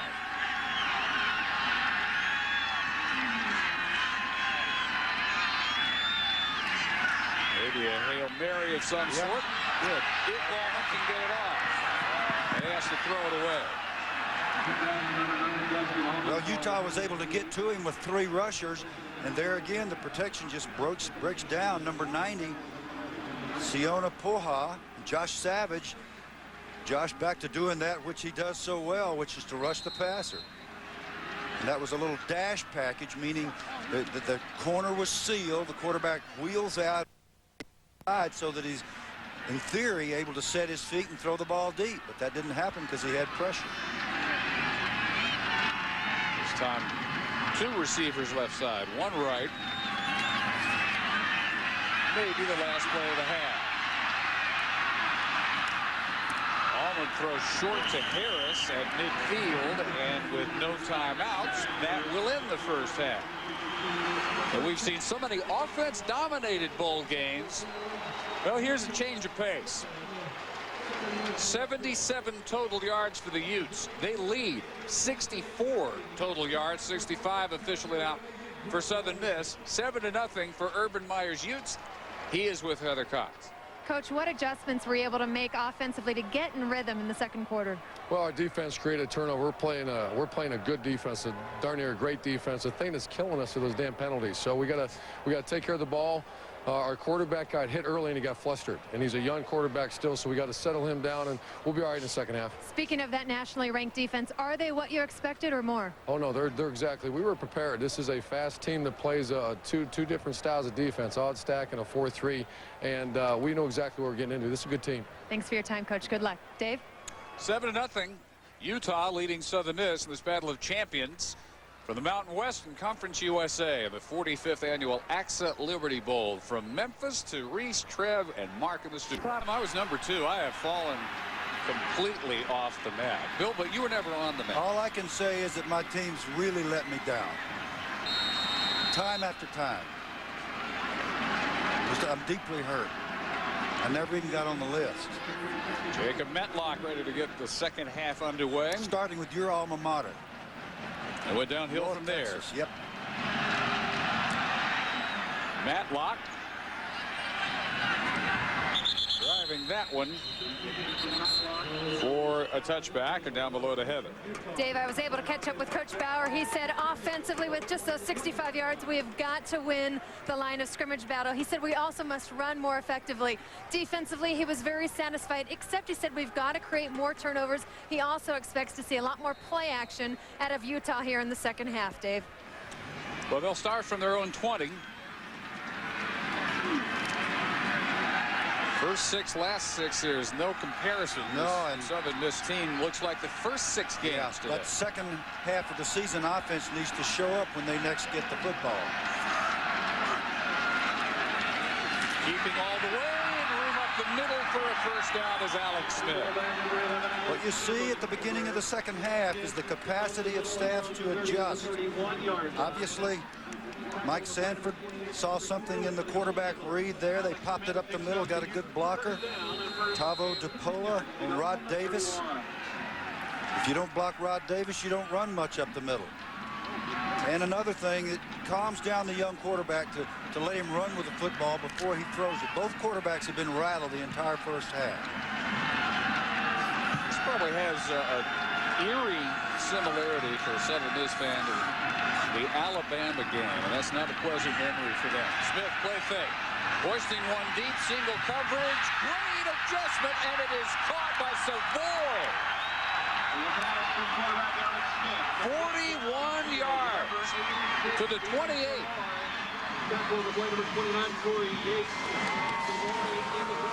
Great job by Steve Savoy focusing on the football.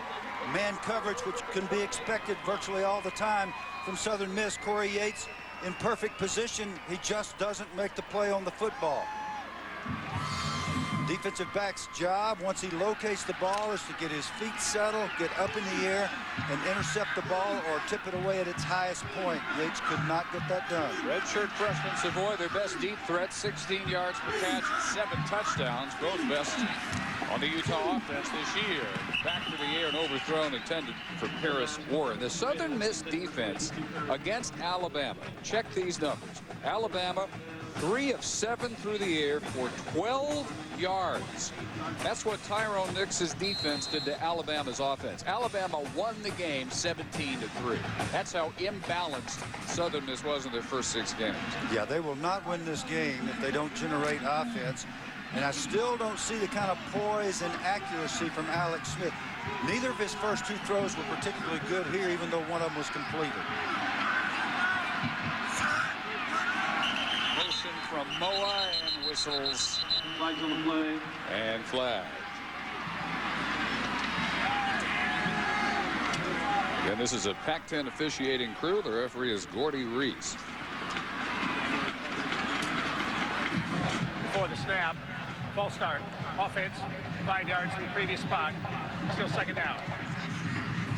Southern Miss 9-3, 8-0 in Conference USA. Their best wins 23-6 against a very good Memphis team. We saw win the New Orleans Bowl. 31-10 at Houston, another really good team. Lost in the Hawaii and a triple overtime classic.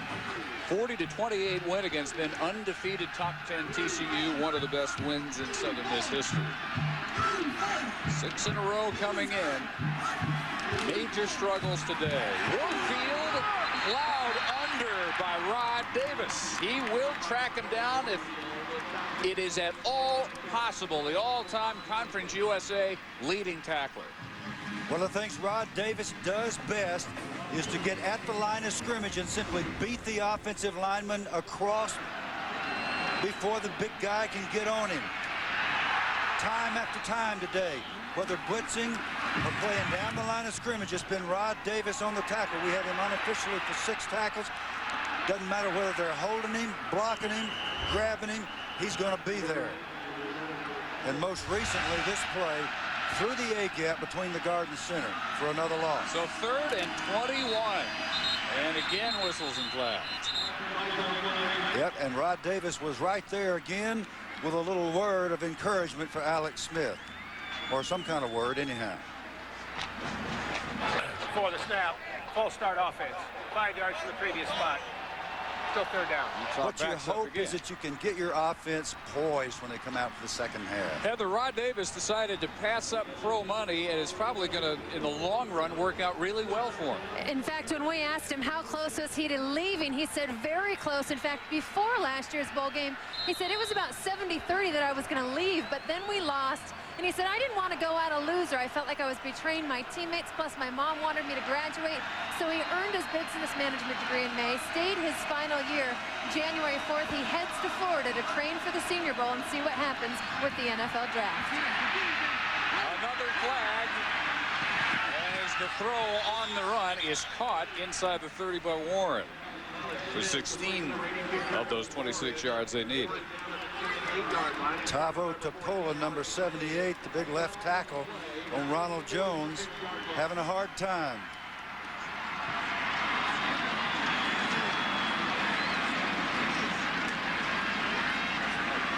It's going to be our 14th penalty total. 9 of them so far have been against Utah for 60 yards. Holding offense, 10 yards previous spot, still third down. We get 10 for 70.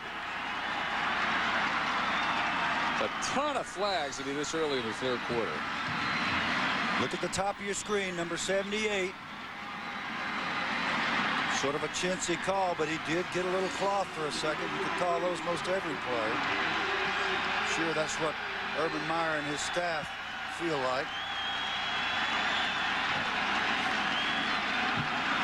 Well, remember when Utah had the ball on 28? That seemed like a long time ago. They're snapping it from their own 46 on 3rd and 36.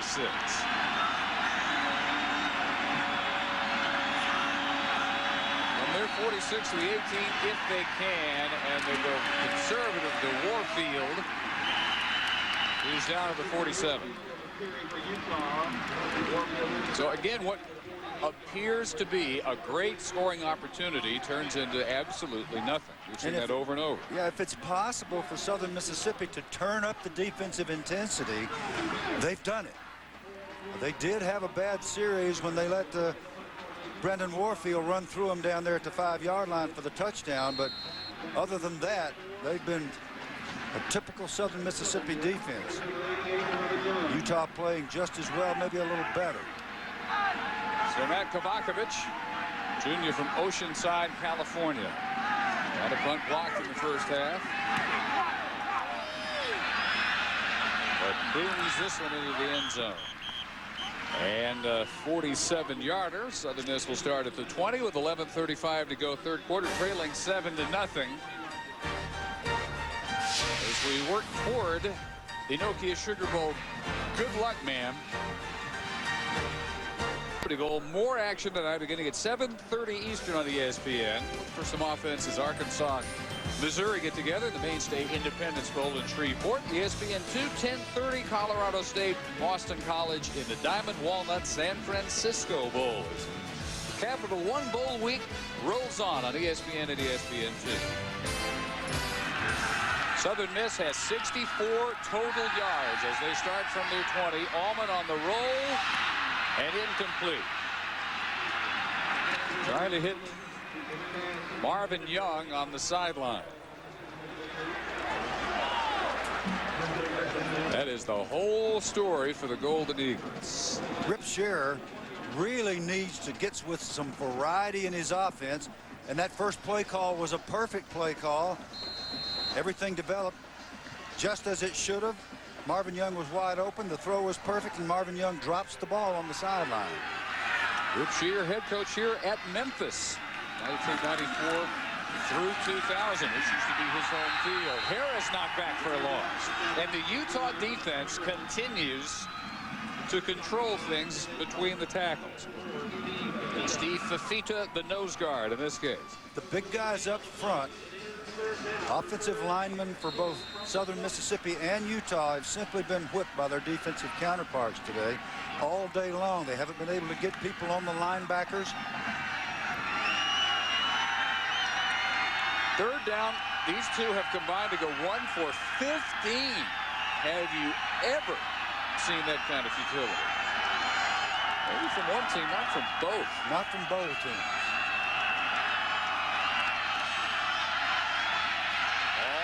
Running out of time, and a flag down as he drives that one straight into the grass in front of him. Utah signaling they also come up with the ball as Marquez Ledbetter leads the charge for the Utes, and they do. But a marker back at the 21-yard line, remember. And Lewis Powell again coming up with it. The play stands. That is his second fumble recovery. Foul on the play. So Powell gets it for the Utes, and again they're in great shape to add to the lead. Another excellent call by Kyle Whittingham here with a stunt up front. The tackle slips to the outside.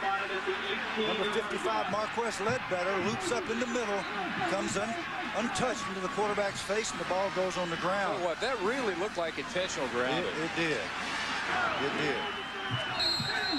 We see that again. I think we will see a forward pass that should have been flagged for intentional grounding, not a fumble. What do about it now? 18 of Southern Miss. Utah takes over. Problem on the snap. Big loss. Another flag. Smith twice at least has had problems on good snaps from Max Peterson. Both offenses, most notably both quarterbacks, really in total disarray, and obviously both coaching staffs trying their best to get the young guys that are in their first bowl games, and they're just struggling to maintain their focus and concentration. Holding offense. That penalty is declined. Second down. Cannot imagine the pressure on these youngsters. Get an update from Reese Davis. But it is all about Reese Lloyd here, the Minnesota kicker against Oregon. Down 2 are the Gophers. Toby's leather, high enough, long enough. This is the man who kicked the game winner to get the axe from Wisconsin, and he has won the Sun Bowl for Minnesota over the Ducks. Don't be celebrating. Finally, Big Ten breaking through with the win. Smith, option, Warfield. Chased down, couldn't get away from Michael Boley. Both coaching staffs pulling out every weapon in their arsenal. They're trying the bootlegs, they're trying the option plays, and the defenses seem to sniff everything before the fact. Now let's look again. Is the problem with the snap, or is the problem with Smith? Well, the problem was a little high, but Smith is taking his eye off the football. The quarterback shouldn't really have to focus directly on the football, but when you're struggling and you're not catching the ball cleanly, you look at it, catch it, and then go through your progression. Coaches are getting frustrated with the youngsters now. 3rd and 21. And Smith sacked by Boley. 2nd in Conference USA with 10 on the year coming in. Man coverage, everybody covered. Beautiful job by the secondary at Southern Mississippi. The ball was held too long, and Michael Boley's going to get there when you hold it over 2.8 seconds against this defense. And not a big surprise that Smith has a slight limp as he heads back to the bench. Moves into punt formation for Utah. One more red zone triumph with no score at all by this stout Southern Mississippi defense. So Kovacevic trying to hang this one inside the 15. Young returns out to the 25, and 22-yard punt, nets 9. That's all they get after that turnover. 8:25 in the 3rd quarter as Capital One Bowl week moves into Memphis for Hannah. Let's look at this again. Is this a fumble? Is it grounding, or is it just an incomplete pass? That's a great angle to decide which of those 3 possibilities. What do you think? It looks like it's an incomplete pass, but the guy's got a hold of his arm. He's trying to come forward with the ball. The ball is still in his hands. My guess is that the official ruled the ball came out before the arm started forward. Again, the Utes do nothing with the break. And again, Southern Miss will try to get something, anything, established on the offensive side of the ball. And they now go to Tim Blackwell for his first carry. He has had an up-and-down year. He's played 7 games. He was suspended 3 games for violating team rules. Early, he was their top runner. And has really kind of fallen by the wayside, been a forgotten man late in the year. Southern Miss, a couple of turnovers, 4 penalties, only 1 of 9 on 3rd downs, and did not get anything on their lone field goal try, and so they're still midway through the 3rd quarter looking at a shutout. So they change running backs. See if they can find a high hand. They get another sack instead. Well, this is a strong safety blitz. Dave Rebel. Dave Rebel, number 35. That's the kind of a thing a quarterback has to realize. He has to recognize that the free safety and the strong safety do not have blockers for them. And this has been a pattern all day long. People in his face when he didn't see them coming. There are times when it's not his responsibility, and there are times when he's supposed to see them. When a blitz comes out of the secondary, it's the quarterback's responsibility to see it coming and to have an answer. He simply never sees the strong safety Rebel coming from his right side. 3rd and 14, they're coming after him again, but there are whistles this time. When I say have an answer, now that means he either throws it hot or he goes to 5 yards to the previous spot. Still 3rd down. Now a delay of game. He either throws it to a hot receiver who breaks off his route when he sees the strong safety blitz, or he changes the protection and brings a tight end in and gets some sort of maximum protection so that he's got enough blockers. These young quarterbacks have too much to think about, and that's their problem. And sacks had not been a factor at all in the 6-game win streak for Southern Miss. 2 in those 6 games. 2 already today. On the deep out, incomplete. Intended for Kenneth Johnson.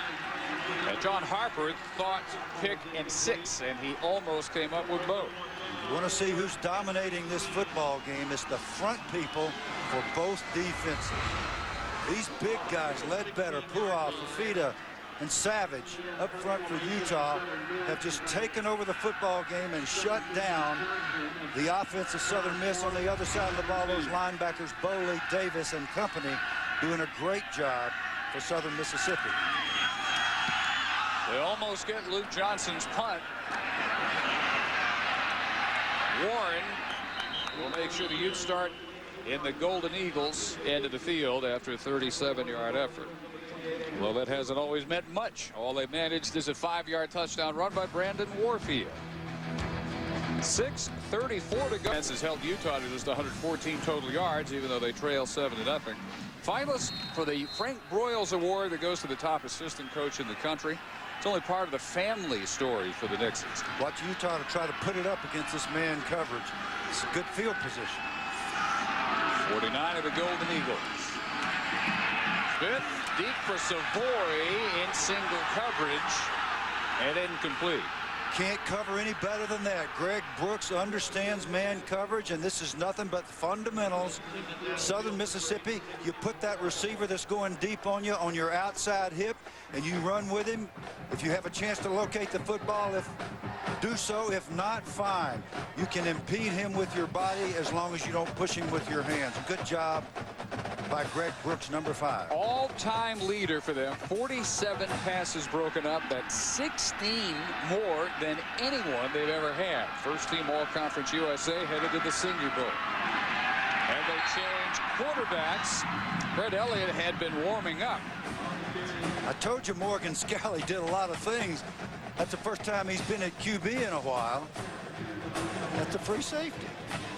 Brett Elliott warming up, but Smith stays in the game, and Scally figures out a way to get involved. All right, what else do they have in store? Well, Tyrone's brother, Derek, a great running back, one of the best ever, in fact, in Southern Miss history. And his career ended 12 yards shy of their all-time rushing record because of kidney problems that led eventually to a kidney transplant and the end of his playing career. He's now helping out as an assistant on the defensive side of the ball. Another deep shot for Savoy, incomplete. So Tyrone has helped his brother learn coaching and learn the defensive side after being a running back his entire career. And it's a story that appears, Heather, to be on its way to ending happily for Derek. Indeed it does. In fact, Tyrone told me that the fact that Alonzo Mourning, the NBA star who has the exact same kidney ailment, when he said that he was forced to retire from the NBA, it really helped Derek accept his role more than anything else. In the back of Derek's mind, he always thought, if Zoe can do it, why can't I? Now he knows that he didn't give up, and seeing Zoe's decision helps validate his own. Really good punt by Kovacevic, fair caught by Young at the 12, 40 yards on the kick. Well, that Nix family is just very special. They have another brother, an older brother, who contributed the kidney to Derek. I thought it was Tyrone, but there's yet another brother who's contributed the kidney. Tyrone wasn't a match, but Tyrone, Derek, the entire Nix family pulls together, and they are really an inspiration to the whole Southern Miss program. And he was a great running back. Oh, man. A lot of fun. Big time player. So Southern Miss backed up deep on their own end, their own 12 as they start with 5:32 to go third quarter, and Allman on the option pitch. This is Blackwell again. He came in for the first time on the last series. Helmets crack as he gets 6 or 7. Morgan Scally, fresh off his appearance as QB, making a tackle. Thursday morning, Capital One Bowl Week continuing here on ESPN. 11 a.m. Eastern, Outback Bowl from Tampa, Iowa, Florida. College Game Day, built by Home Depot, starts our coverage at 9:30 a.m. Eastern as the new year begins, as Capital One Bowl Week continues. Blackwell gets 8, 2nd and 2. Before, stop me if you've heard this before, whistles and flags. Stop. We've heard that. False start, offense. 5 yards from the previous spot.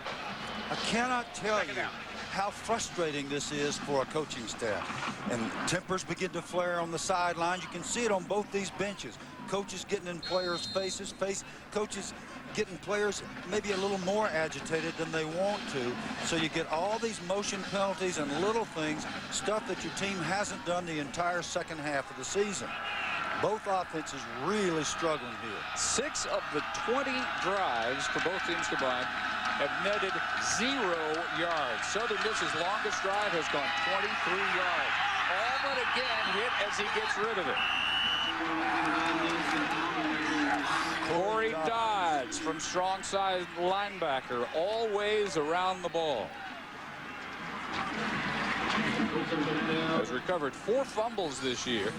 1 clinched the Colorado State victory. That's just a missed pickup.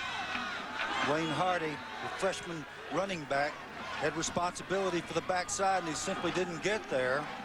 Dustin Allman, not a happy camper at all. It's not fun to get hit in the back of the head when you're supposed to be max protected.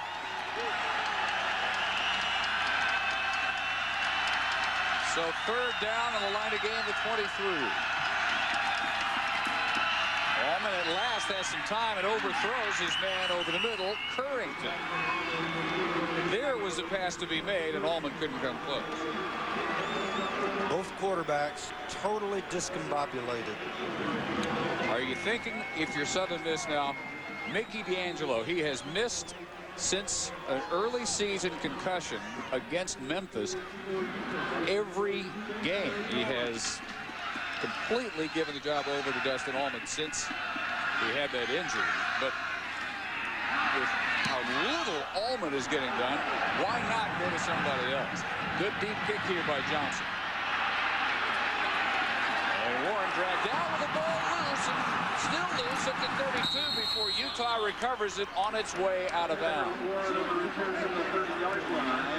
The recovery for Utah by John Madsen of a 54-yard punt.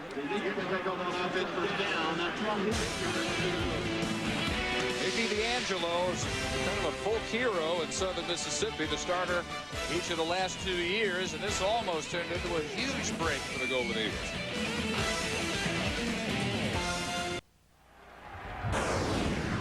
Nine and 2 Utah, 6-1 in Mountain West play. Some of their key games against Colorado State. Arnold Parker returns a fumble 80 yards for a score and a 7-point win. Against Air Force, Spencer Toon blocks the game-winning field goal attempt. And Ben Moa would end up throwing for the 2-point conversion pass. Matt Hansen's only catch of the year would win that one in triple overtime. In a blizzard at BYU, Brian Borison's 41-yard field goal, the only score in the game to break BYU's all-time record, 361-game scoring streak. Warfield through the middle. That streak, Bill, went back to 1975. Brigham Young had scored in every game until a 3-0 Utah shutout to end this regular season. One of the most impressive records in college football history. Our game track shows another big day for Rod Davis, their all-time tackling leader, up to 520 for his career and counting. And Allman and Smith have combined for 100 passing yards, 66 total yards for Southern Miss. That's it. 31 rushing, 35 passing. Not a whole lot more impressive for the Utes, 114 total.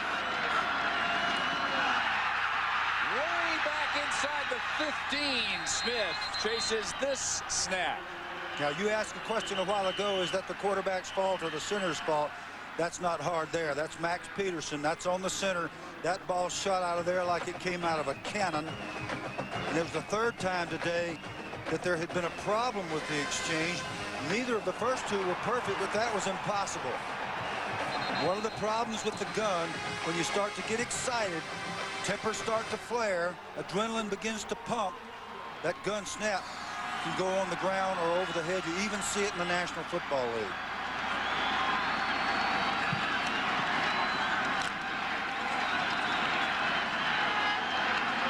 An extremely fortunate bounce for Smith.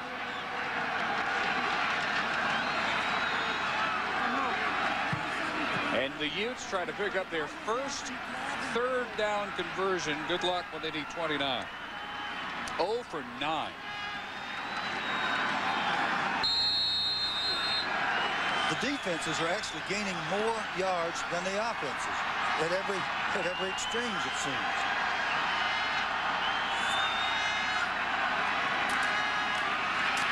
They run Warfield inside. This is just a game of get rid of the ball and play field position, and you're better off with your defense on the field than with your offense. Both teams seem to approach it that way. But that game track you just showed, this Utah team, they have been in all kinds of really tight games.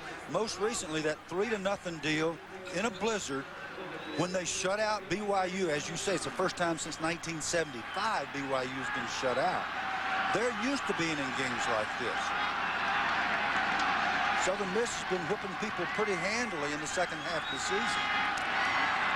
It's 60 degrees and perfect today. Can't blame this one on the weather. Kovacevic low punt. Big return possibility here for Young. One of the best in the country. Spilled hard by Scally at the 45. And you have to love the way Young ran the ball and the way Scally tackled. There's a whole lot of hitting going on out there. If you like smash mouth football, we got it today. Holding again on number 40, it appears, Tommy Hackenbruck. And again on Pruitt, he's got a quick corner coming off the edge, and he must have grabbed cloth again. Let's see if they accept it or keep the ball where they got it. I think they ought to take the penalty and make them kick it again. That penalty's declined. First down, Southern Mississippi. I'd make them kick it again and see if I could get a big one on them. Because there's going to be a big play in the kicking game that's going to determine this game sooner or later. There it is to the left of your screen, right there. You see Hackenbruck grabbing hold of Ettrick Pruitt. We've seen that earlier today. Yeah, it looks like a replay. So Scally ends that return by Young from the 43. Southern Miss takes over. Back inside the Liberty Bowl, where I am joined by the third Nick's brother, Marcus, who gave the ultimate gift of life. You donated your kidney to your younger brother, Derek, about 6 months ago. First of all, how are you feeling? Feel fine. Feel great. Feel warm all over. Like we're going to win this bowl game tonight. Feel fine. How has the bond changed between the brothers since this happened 6 months ago? Well, it's kind of hard to say. We haven't really changed that much. And, you know, we love each other. And we've got great respect for each other. We were just up in the stands. I was talking to your mom. She called you the hero of the family. Do you feel that way? I try not to think about it a whole lot. You know, I just let them tell me, and I just accept it. Well, I certainly know you're a hero in their minds. Thank you so much for the gift you've given everybody. Thank you. Hey, Atala. Hey, Gaston. Atala and Gaston, Alabama. I was about to say that's two towns in Alabama, Atala and Gadsden, where the Nixes have lived. And while we were talking to Marcus, there was a big gain on a little swing screen to Tim Blackwell, number 23, who's kind of lit up this field. 12 yards. Allman with the option pitch. I would swear that wasn't forward. Yeah, it was forward, and fortunately, it was caught by Blackwell, and fortunately, he was still behind the line of scrimmage when he pitched it. So they have gone away from Anthony Harris, their leading rusher. They've gone to Blackwell, who spent 3 games suspended this year. Forgotten man. Yeah, this is not good execution of the option. You can't bob and weave there and then still pitch the ball. You got to accelerate as a QB and make a decision quickly. Blackwell set out all of last year. Again, pressure comes on Allman, and again he is dead to tracks. Ray Holcraft right up the middle from middle linebacker. When you sprint out on the corner, the man that you cannot account for is the middle linebacker. Ray Holcraft, number 6, scrapes off his outside guy, his defensive end, and he's right in the quarterback's face. There's no blocker for him. Watch him come inside out. There he is, number 6. Dustin Allman knows right now he's been had, and he gets on the ground. Full sprint, 2 blockers on the outside guy. Middle linebacker free. Rather in an interminable series, it seems like, of 3rd and long. 15 in this case. They blitz Allman again. He throws it away for dear life. And a late flag. Yeah, it looks like it might be on Allman, who lost his cool. Sione Puha right there. You understand how Dustin Allman would be frustrated, but you can't let it get to the point where you're kicking the guy who's chasing you. Right in front of the officials. Well, Dave, you asked a question a while ago I never had a chance to answer about a quarterback personal change. Foul, offense, 15 yards, previous spot. It will be 4th down. The fact that Mickey D'Angelo has been such a positive. Here we are. Let's see if we can see what happens here. Oh, Nagahi's clean there, and Allman just kicks at Puha. At that point, you have to pull him, don't you? He's getting nothing done for you. Now he's lost his cool. He's your leader. I think he has to come out.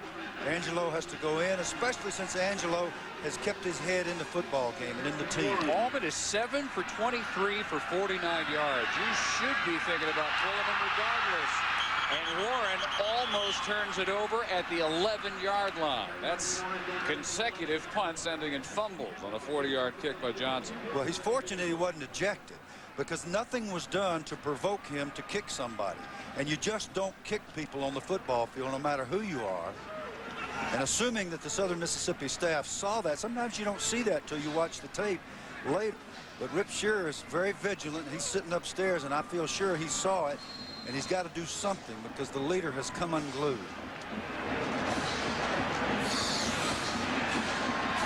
Nagahi clean. Nearest guy happens to be Sione Puha, and Allman kicks him. That should be the last we see of Dustin Allman today. Maybe it will be. 1:04 to go, 3rd quarter. Warfield trying to get him a little breathing room. He gets about 2 yards.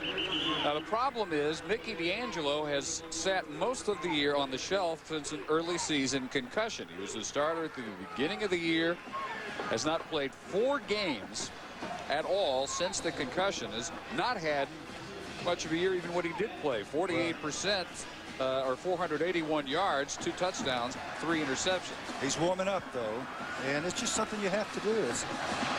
We're all human beings, and Dustin Allman's having a tough day.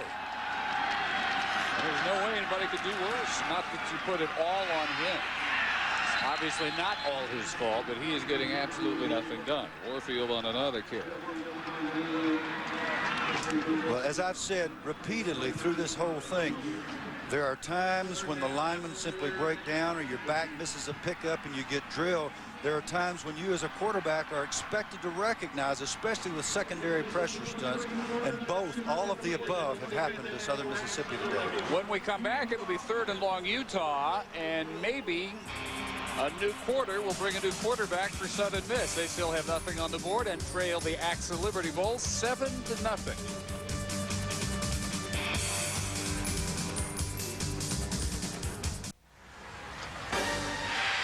Capital One Bowl week in Memphis near the Pyramid, right on the Mississippi River, and we ring out the old year with some ringing hits in the AXA Liberty Bowl.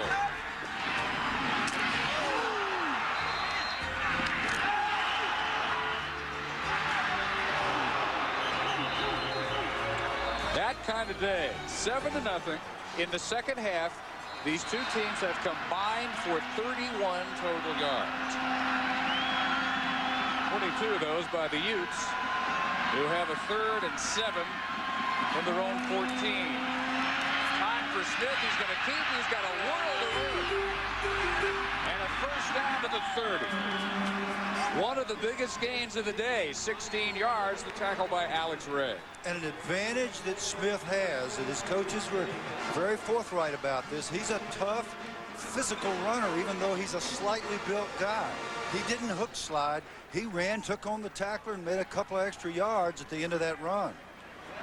I think that loosens him up and makes him better able to sit in there and be a part of this football game and control himself. He was their leading rusher. They led at BYU with 55 yards. Their second leading rusher on the season. 410, 5 touchdowns coming in. Warfield. Into the 32. Another tackle for Rod Davis. Rod Davis was out for a series, and we thought maybe that he'd been nicked, but clearly he's doing just fine. There he is with his 11th tackle unofficially. We got him 4. Decided to stay in school, got his management degree, got a great senior year under his belt.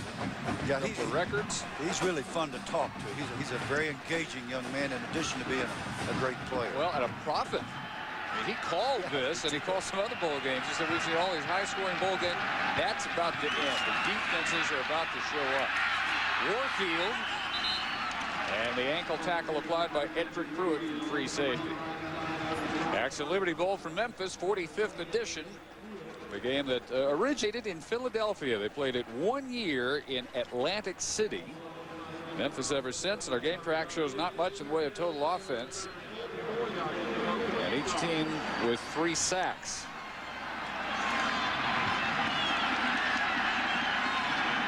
And a 3rd and 4.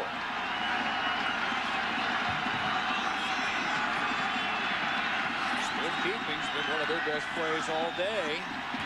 Got him their last first down. This time looking to throw all the way. It's complete over the middle. Into the 46 is Paris Warren. I really think when you're a real football player, the way Smith is, when you get a chance to take off and run and take on some tacklers, it just sort of settles you down. That's the first time he stood in there since about the middle of the first quarter and delivered the football on target. Nice job of making a nice read, finding the open man, and making the throw. Follow through, and a first down. 10th in the nation in pass efficiency. This is what the Southern Miss defense has done to one of the better quarterbacks in the country. They start another possession with Warfield.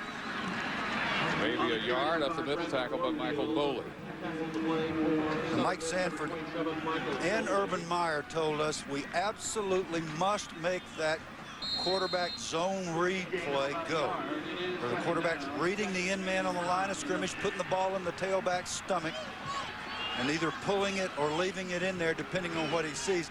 And they really have not had much success until now.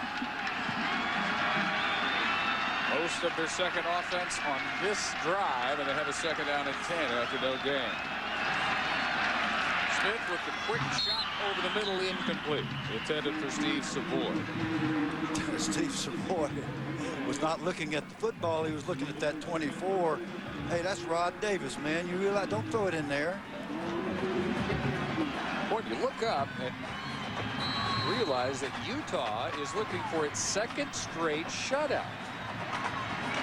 They've been in really tight games. You look at it, yeah, they had that 3-0 shutout. They also had 45-43 over Air Force.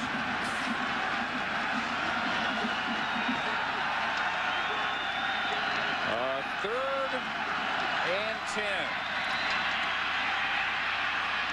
And Smith throws an interception, just his 3rd of the year. Alex Ray with the pick for the Golden Eagles. The team that had thrown the fewest interceptions in the country, just the 5th all year against the Utes.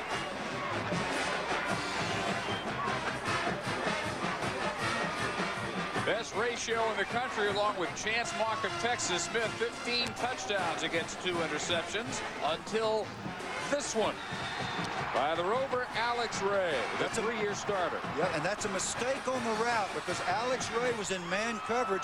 His man took him into the route where the quarterback wanted to throw the ball. He shouldn't have even been there. D'Angelo is there. He has come in at quarterback, and Harris is back as the feature back after a couple of series of Tim Blackwell. So, after Allman is called for kicking at the defender, Sione Mauha, and has gone 7 of 23 for 49 yards. The junior from Gulfport, Mickey D'Angelo, starter all of 2001, 3 games last year, and at the beginning of this year until a severe concussion basically ruined his season. He has thrown only 63 passes, not quite 500 yards, 2 touchdowns, 3 interceptions. And they go to him with absolutely nothing working on the offensive side of the ball. That incompletion for their leading receiver, Marvin Young.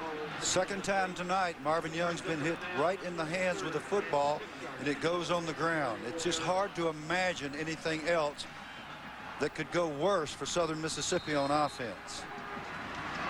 Bill, they still don't have 80 yards in this game. No. 28 rushing, 49 passing. They average 334. That is not great. That's 92nd in the country. But it's not this. It's not this mess. 77 total. Over the middle and caught. And fighting for extra yards, Lawrence. He gets 12, and here comes a late flag.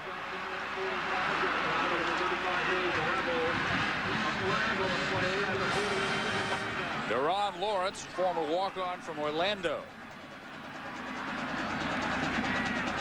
who was on a scholarship known as the Kristen Bauer Endowed Scholarship, named for the late daughter of head coach Jeff Bauer. Personal foul, offense. 15 yards from the end of the run. Southern Mississippi did make a first down, so it will be 1st and 10. Southern Mississippi. Boy, and you talk about a team that can't win for losing. They finally hit a decent play, and they go back 15. Deron Lawrence across the middle. Next, really nice catch. Hangs on to the football. Taken on the ground by Revel.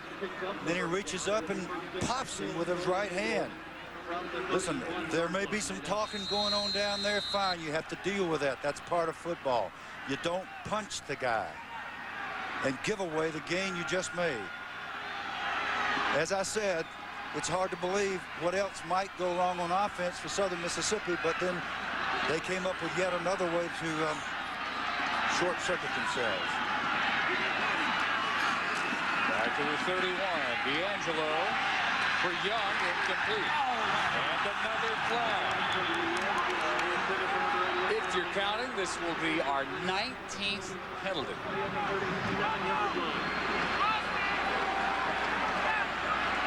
And defensive holding. It'll be the 11th Utah penalty. Holding, defense. 10 yards from the previous spot. Automatic first down. Who told Urban Meyer you're going to have 131 yards, 7 points with 10.5 minutes to go? He would be thinking, gosh, what an embarrassing postseason this turns out for us. He said he's leading 7-0 because of an incredibly dominating defensive performance. And they've overcome their own total now of 11 penalties. First down, 41. Harris looks for a cutback alley. It's about 7 or 8 near midfield. This may be the style that Southern Mississippi is going to have to go with. Just come out and start running the football behind Parquette and Batiste.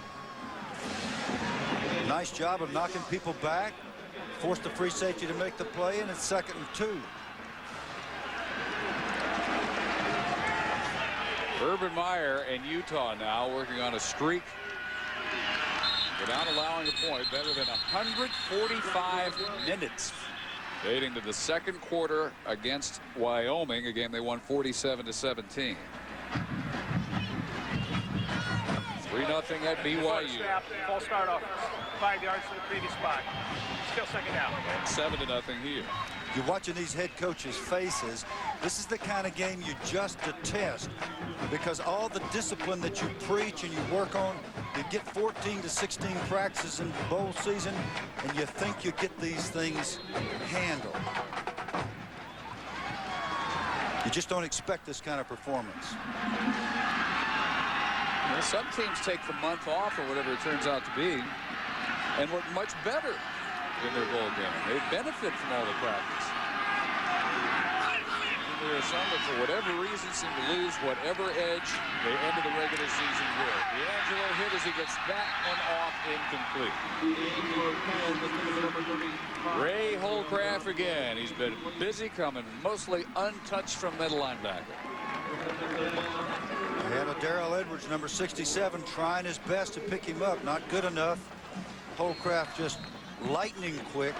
Both middle linebackers just dominant in this football game. Both these teams trying to match the school record for wins. Southern Miss can win 10 for the third time. They won in 88, but again back in 52. Utah in 94 beat Arizona in the Freedom Bowl to finish 10-2 and number 8 in the country that time. And number 25 here, another set of flags before the snap with 9.5 minutes. Both offenses are so terribly rattled. Chris White. Full start offense. 5 yards to the previous spot. Still third down. Outstanding left tackle number 66 lurching before the ball is snapped. Studying frustration trying to play offense in a game like this. Well, is there anything a coach can say that will mean more than the experience of an offensive player being dominated out there? I mean, what positive words can overcome what's happened to the Southern Miss offense? Well, it has to come from within the team.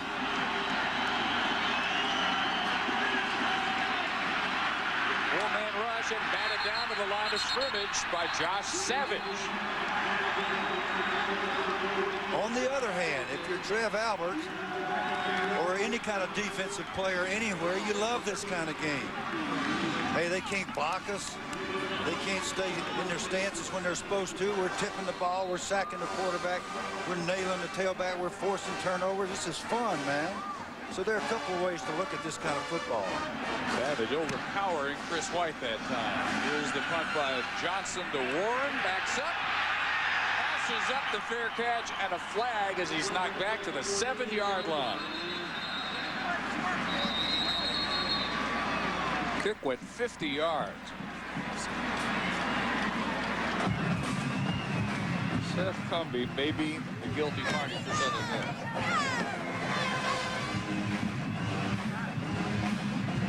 And if you count it, this would be penalty number 22. Goodbye.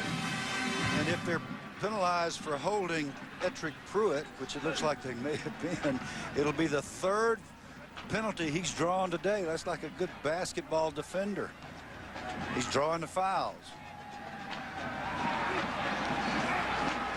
Holding Utah it is.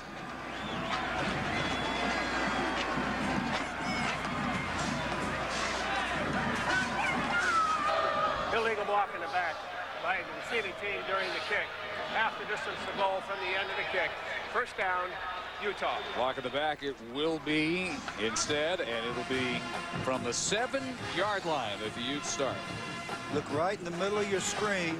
Just absolutely inexcusable. Arnold Parker, the outstanding corner, pushes Ettrick Pruitt, the outstanding free safety, onto the ground from the rear. So Southern Miss has Utah right where they want him. They have the ball.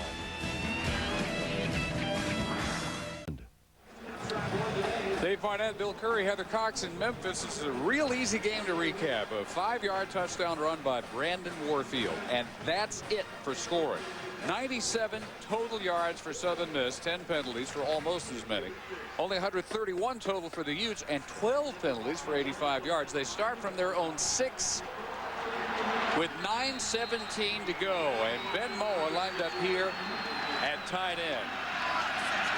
See him go in motion, see him in the backfield, see him flex out wide. Smith keeping. Mostly, Bill and Heather, what we've seen Ben Moa do is completely turn his life around. He was Ben Allison from Ogden, Utah, who was heavily involved in gangs. Utah had him, decided that he wasn't ready for their program, went to junior college, was recruited back to Utah, got married, seemed to have left the gang lifestyle behind, but went to a wedding reception where a gang fight broke out. He tried to prevent it. He couldn't. He ended up with a bullet in his back, which he still carries. But what he does not carry are any of the other vestiges of that previous life. He has completely turned things positive for him, for his wife.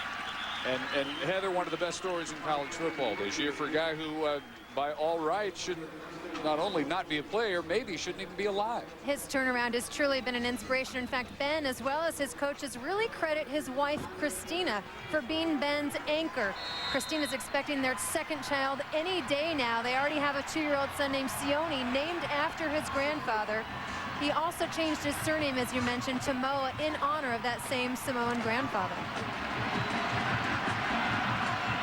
Good weapon, but not many of the weapons have met much for the Utes today. They need 3 yards here to avoid kicking it from near their own goal line. Third down. And the pass batted down at the line of scrimmage. Savoy open over the middle. And guess who? Rod Davis has done everything else today, so this time he bats the football.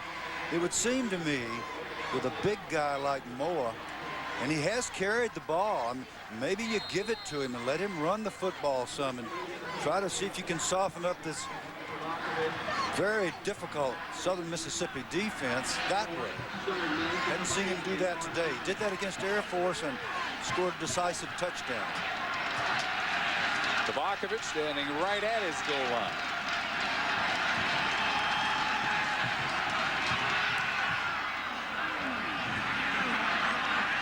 Pretty good kick. Marvin Young fair catches it at the 42. A 45-yarder. 7:38 to go. Southern Miss with 97 total yards and still just 1 score, and we have a tie.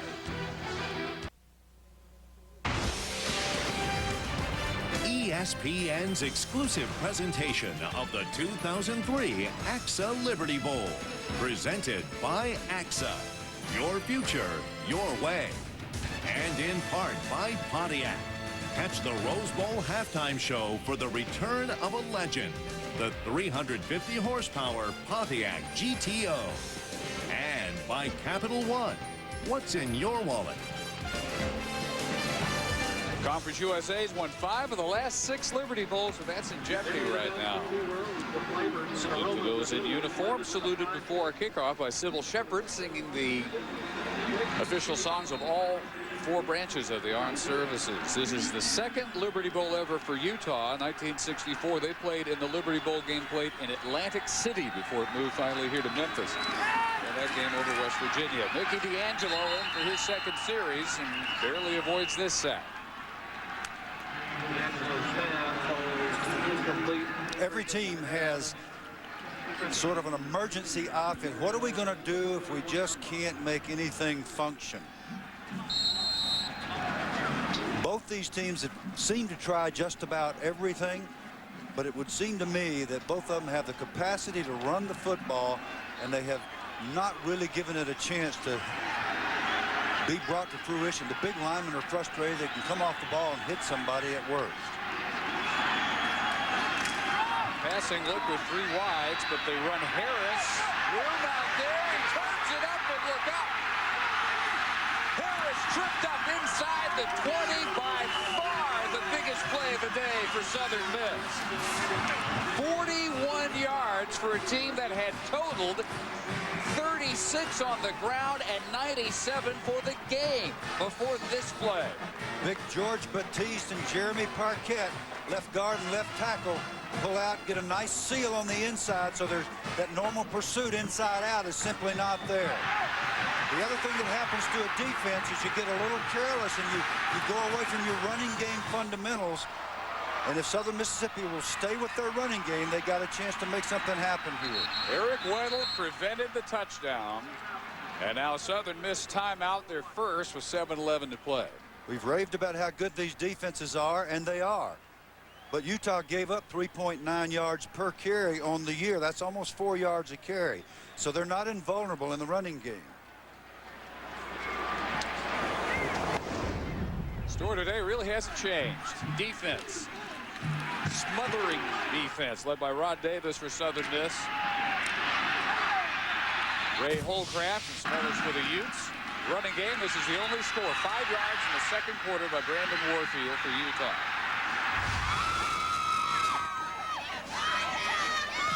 However, after that 41-yard burst by Anthony Harris, Southern Miss can seriously think about tying the game with better than 7 minutes still to go. We have a lot more to go on ESPN and ESPN2. Capital One Bowl Week action. Tonight, 7:30 Eastern, Arkansas and Missouri in the mainstay Independence Bowl from Shreveport. 10:30 Eastern, 7:30 Pacific from San Francisco. Colorado State, Boston College, the Diamond Walnut San Francisco Bowl.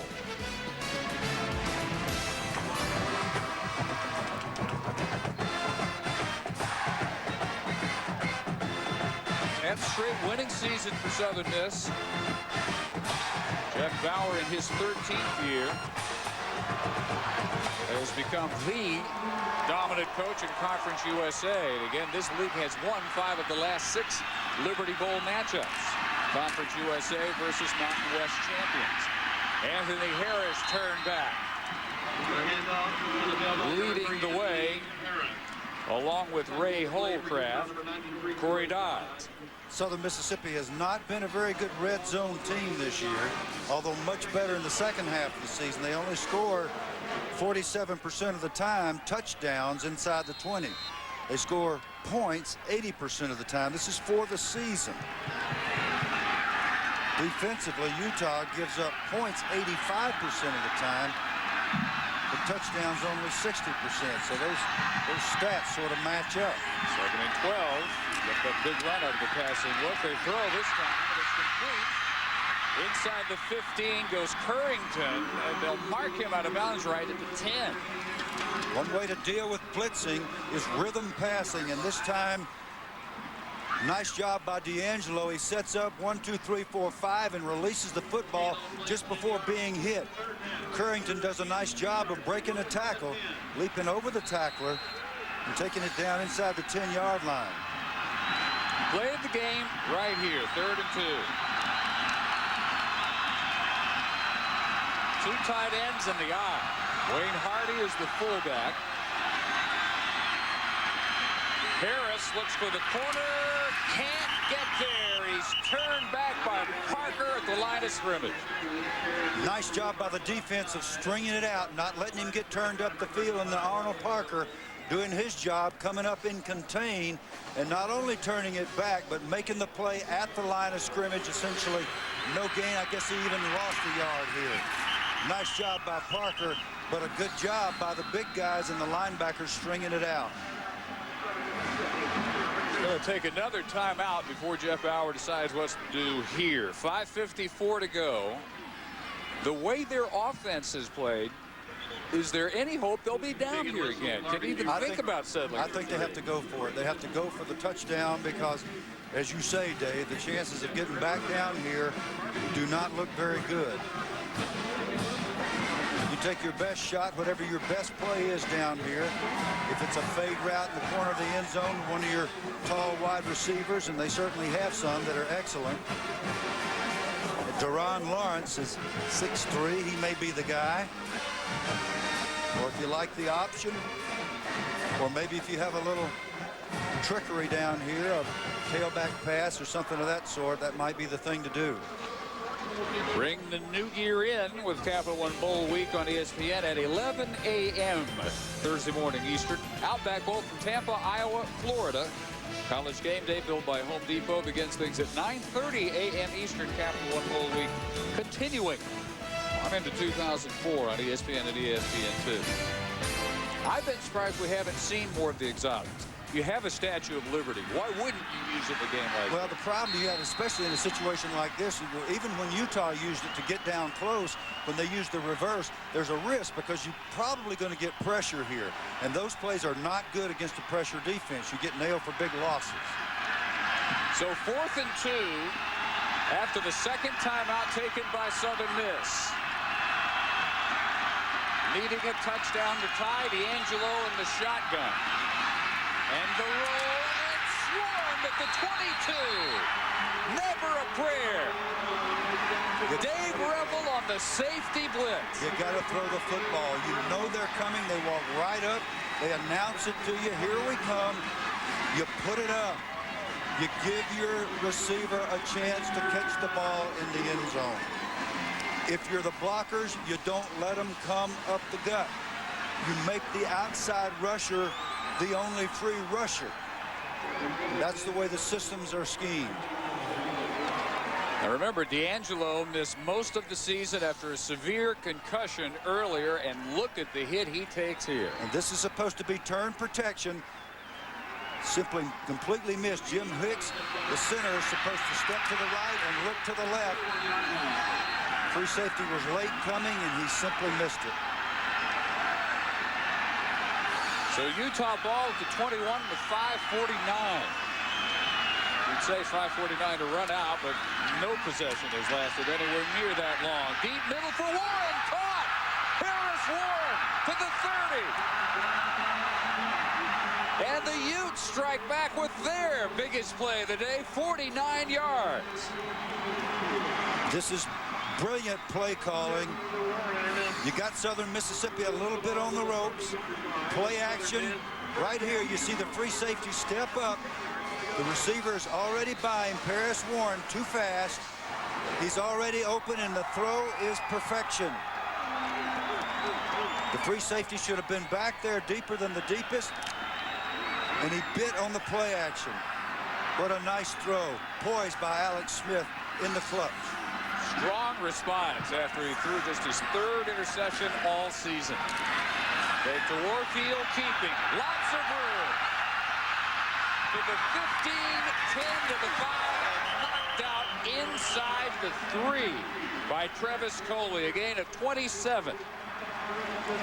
Quickly down to Heather on the sideline. Well, Dave, give quarterback coach Dan Mullen an assist on that huge play. He moments ago gathered all 3 quarterbacks and said, I told you at the beginning of the season that one play could make a difference right now, and he pointed to his heart, find it right here. It just takes one play, and guys, I think he got it. Yeah, except that he got 2, Heather. He got the great throw down the middle, and now Smith breaks contain, pops out, runs down the sideline, and I point out again, he does not run out of bounds. He does not slide. He takes on the tackler. He's a physical player. About a third of the offense for the day on those last 2 snaps for the Utes. First and goal at the 3. Moa in motion.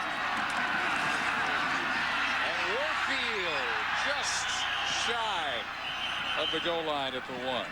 On the carry, number 5, Brandon Ward. That was another clever play call. It was an unbalanced formation into the boundary to the right, and then motion in that direction.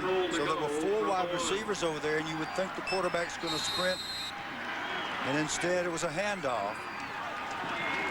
Brandon Warfield has the only points of the day, a 5-yard run in the second quarter. 7-0, 4:35 and counting the AXA Liberty Bowl. We'll get to Sports Center when we're done here. Second and goal from the 1 with the offset eye. Warfield, and this time hit behind the line. And they mark him for a loss probably around the 2. Senior from Crockett, Texas, 3rd leading rusher in the Mountain West Conference. A few guys that need to be separated, although no flags are thrown here. There's a whole lot of hitting going on down here, and those white shirts won the war, knocked the black shirts or the red shirts back that time. The offensive line got absolutely no movement. Head coach sick about it. You're on the 1, and now you're at the 2. The Southern Miss defense, with opponents in the red zone this year, 38 times gave up only 12 touchdowns. 11 times gave up no points for the offense inside the 20. From just inside the 2 here. After the fit, wide open, drops. Oh, that was a game clincher. And right through the hands of Matt Hansen, whose only catch this year was the 2-point pass from Moa in the overtime that beat Air Force. It's not even an official catch. This would have been, and this probably would have officially ended the Liberty Bowl. Wow. Tough day offensively, and this is a tough angle for a right-footed kicker on the right hash. This is not a gimme kick here. Brian Morrison attempting a 19-yard field goal. For 19 yards from that angle.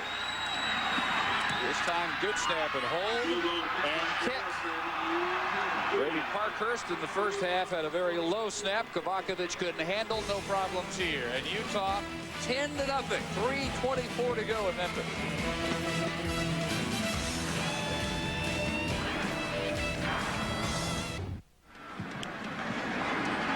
Utah drives at 78 yards on 5 plays, the most impressive drive for either team by far today. They settled for the 19-yard field goal by Borson. And if you're Southern Miss, Bill, you have 135 total yards for the day, no points, and you need to score twice somehow in less than 3.5 minutes. Well, in one sense, this actually takes the pressure off both the offensive staff and the team, because you got to go 2 minutes. So whatever you've worked on in your 2-minute drill, you got to make that work now if you want to win the game. We saw Allman rubbing his hands, maybe ready to come back in after the hit taken by D'Angelo at the end of the last possession. Jasper Falk on this return for the Golden Eagles to the 27-yard line. Let's check in on Mickey D'Angelo with Heather. Well, Dave, as you talked about, he did have a concussion earlier in the season. He has another concussion. What they're saying is that he actually bruised his neck and his spinal cord with his helmet on that fall. He will not return to action. His family has come down. They said he is alert.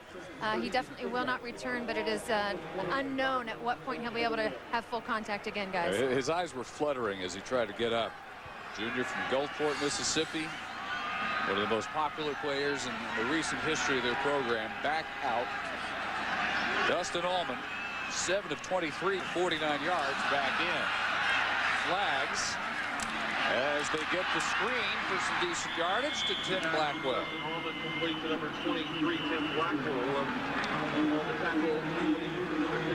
Looked like there that the freshman free safety, Eric Weddle, was offside for Utah, number 32. Penalty will be declined. Offside defense. That penalty is declined. Result of the play is a first down. Nice play call. More of that in order for Southern Mississippi, and let's see if the young quarterback can regain his composure. Dustin Allman with all the pressure squarely on his shoulders again. Well, when you look for any kind of bright spot on the day for the Golden Eagles, there's simply nothing. Look at that list. You understand why they trail 10-0 despite the best efforts of their defense. Allman plenty of time, a strike, and their best pass of the day to Antoine Currington. Good for 24 yards to the sophomore from Jasper, Alabama. We've been hard on Dustin Allman. He needs some help from his friends. He needs these receivers to catch these balls and to make runs. Catch the football on the dead run and keep right on trucking. Don't be looking for the ground. 32 of Utah. Allman throws that one away. One timeout for Southern Miss and 2:41 to go. Dustin Allman's day has been forgettable, and it looked like it ended after that sack and that 15-yard penalty for kicking at Sione Lujan. And when you do that, you deserve people to be hard on you, but you also deserve a chance to come back in the game and regain your composure and see if you can win it for your team. And that's what he's trying to do right now. A 50% passer during the year with 13 touchdowns, 7 interceptions. We'll know it from his day today. He can still maybe pull this thing out. Not impossible.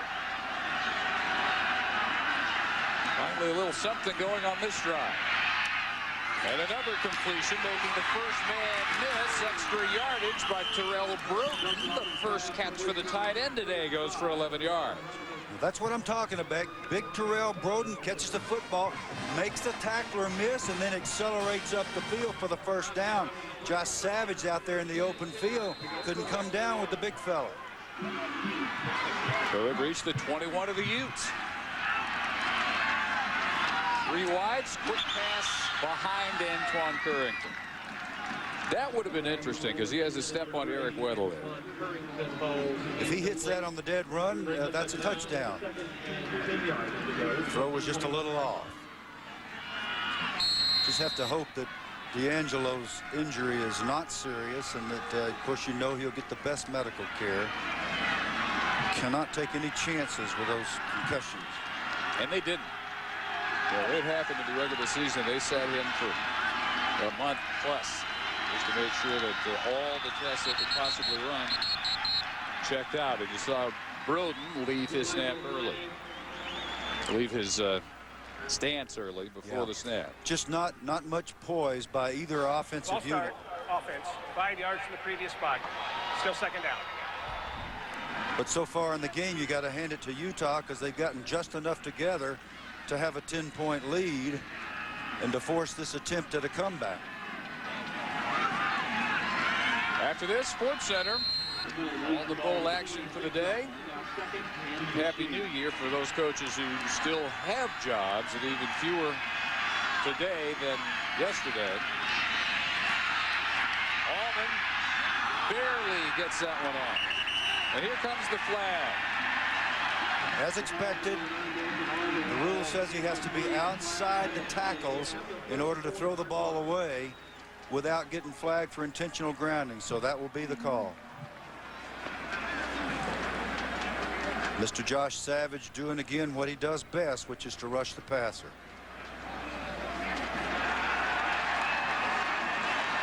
Well, they had reached the 21 of Utah, but keep marching backward. Protection is actually pretty good here. Allman starts to panic and moves a little bit abruptly, and then when he feels Savage around his legs, he unloads the football from directly behind the center lineman spot. It's a good call. Ball be placed in the spot of the foul. It is a loss of down, and it is third down. Third down, line of game, the 11. And they snap it from the 34. Penalties about even. Disappointingly, neither team has played a clean game at all today. Flag after flag after flag since the opening kick. So on 3rd and 23, the deep out is overthrown. Went for Kenneth Johnson. Southern Miss very likely down to their very last shot.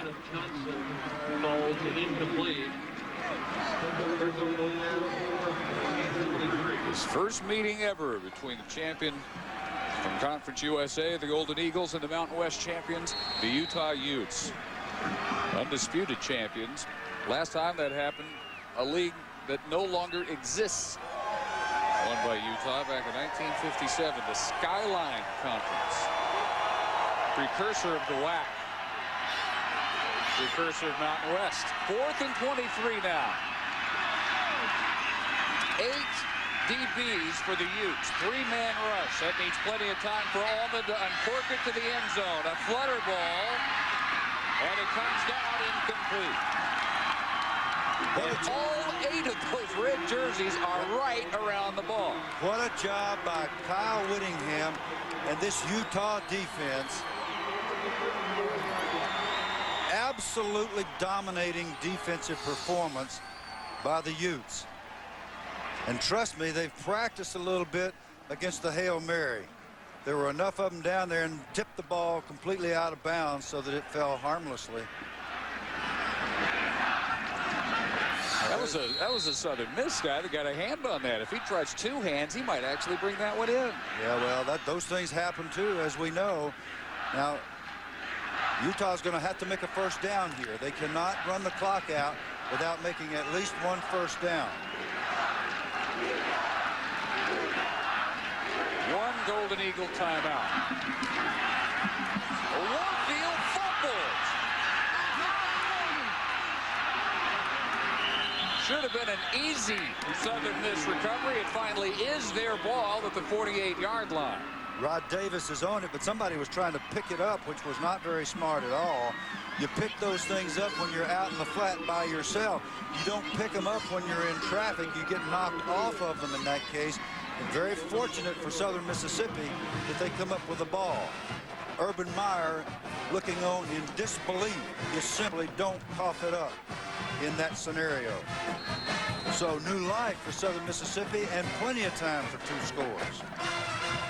Happens every week.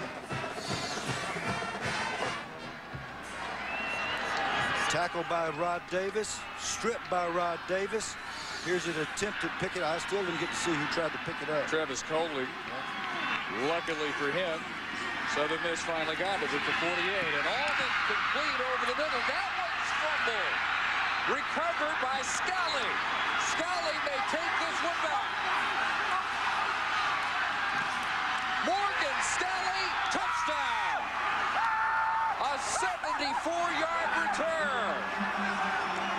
What a way to put it away for Utah.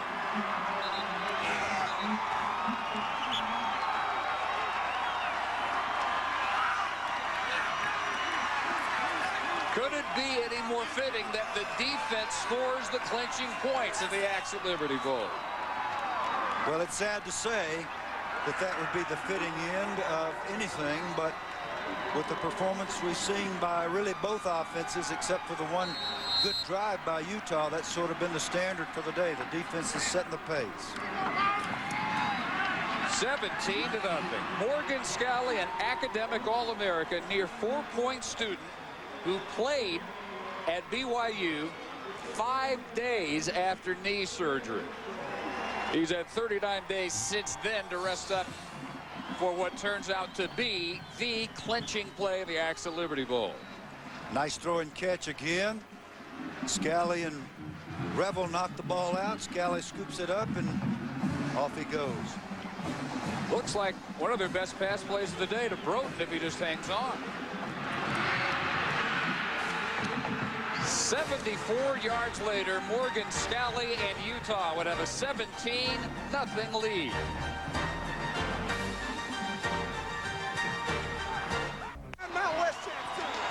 Utah's gone since 1976 since their last academic All-America. Morgan Scally with a 3.95 GPA in communications. They've got a long time, too, probably since they've had as good a free safety as Morgan Scally.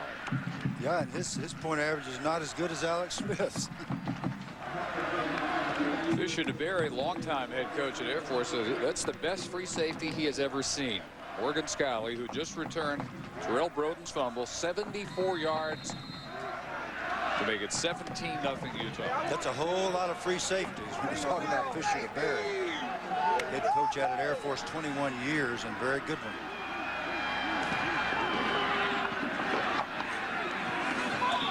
Nick allowed to go out. Southern Miss with one timeout in a minute 36. And 208 total yards.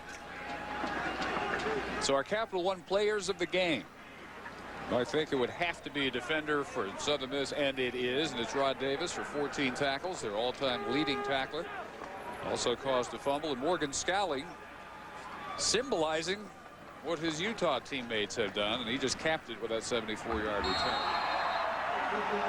In a game like this, you have to go with defenders on both sides. Yep, and Rod Davis also had a sack. And I know it's a disheartening way to finish your career, but what a great performance he's had. And what a fine job on defense Southern Mississippi did today. Utah was just a little better. Brandon Warfield, 91 yards and a touchdown on 27 carries. Best on offense for the Utes. Little swing pass dropped by Blackwell. Smith just 8 of 19 through the air for 124 yards and an interception. So very little through the air offensively for Utah. Turnovers a big part of it, and this is what's kept Southern Miss briefly in the game. The fumble by Warfield. But the fumble by Broughton ended their hopes.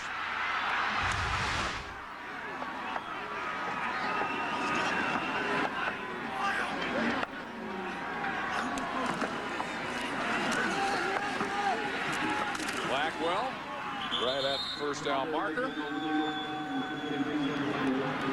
Down to a minute 20 and counting.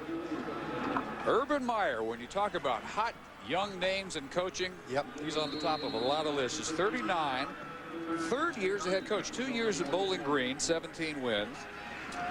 He brought the Utes the first outright conference title since 1957, the Mountain West Coach of the Year, the Sporting News National Coach of the Year. Another loose ball recovered by Utah. I think think about that now. The first outright conference title since 1957. No wonder people haven't heard of Utah. Now, Ron McBride had a wonderful run there, and he's a marvelous football coach, but this is quite a thing that Urban Meyer could come in and have an impact with his field position thinking, and that certainly worked for them today since it was such a defensive struggle. So with that fumble recovery by Reza Williams, the scoreless streak for the Ute defense now up over 157 minutes. They're going to finish 2003 with back-to-back shutouts. Words never before associated really with just about any team that ever played in the WAC or the Mountain West for that matter. Well, it's been kind of a joke among coaches that the WAC didn't care anything about defense or the Mountain West. And the coaches out there have taken offense to it, and they've worked hard defensively, and especially people like Kyle Whittingham. And you have to be happy for him after he dealt with the tragic death of his dad not too long ago, that he's enjoying such success now, along with his rest of it. There he goes. He even got hurt today. Yeah, but luckily for Kyle, it's not the usual 20 degrees and sleet in Memphis. Liberty time, it was a balmy 60. And a memorable win for the Utah defense, just enough from their offense to shut out Southern Mississippi 17-0. And number 25 Utah has matched its best record ever, 10 wins and 2 losses. And the victorious Urban Meyer is with Heather Cox. And Coach Meyer closes the chapter on an incredible first year. You got your first Gatorade bath as a Utah coach. Could you have scripted this year any better? No, this is, and you know one thing about this whole year, this is not, I've been a part of those like dream seasons where no one gets hurt, you have no issues. We had some issues this year, and guys got hurt. We lost our best offensive lineman, and someone always steps up. Morgan Scally, and our defense played fantastic, and we made plays when we had to. On a night where your offense probably wasn't quite where you wanted it to be, how did you inspire your defense to pitch a shutout? Well, I think Coach Whittingham and our defense staff, that's the way they play all year. And the thing that people have to understand, early in the year we had 3 starters back on defense.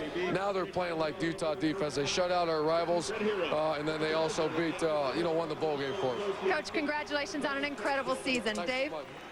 Urban Meyer and the Utes 10-2 after a 17-0 win over Southern Miss in this Battle of Conference Champions, the AXA Liberty Bowl. Coming up next, College Game Day scoreboard with Reese Davis, Trev, and Mark. For Bill Curry, Heather Cox, our entire ESPN crew. Dave Barnett, so long from Memphis. Happy New Year. And let's send it back to Reese and College Game Day scoreboard. All right, David, it's going to be a happy new year for the Utes after taking home the AXA Liberty Bowl. As Dave mentioned, over 158 minutes now of shutout football for that Ute defense. This is the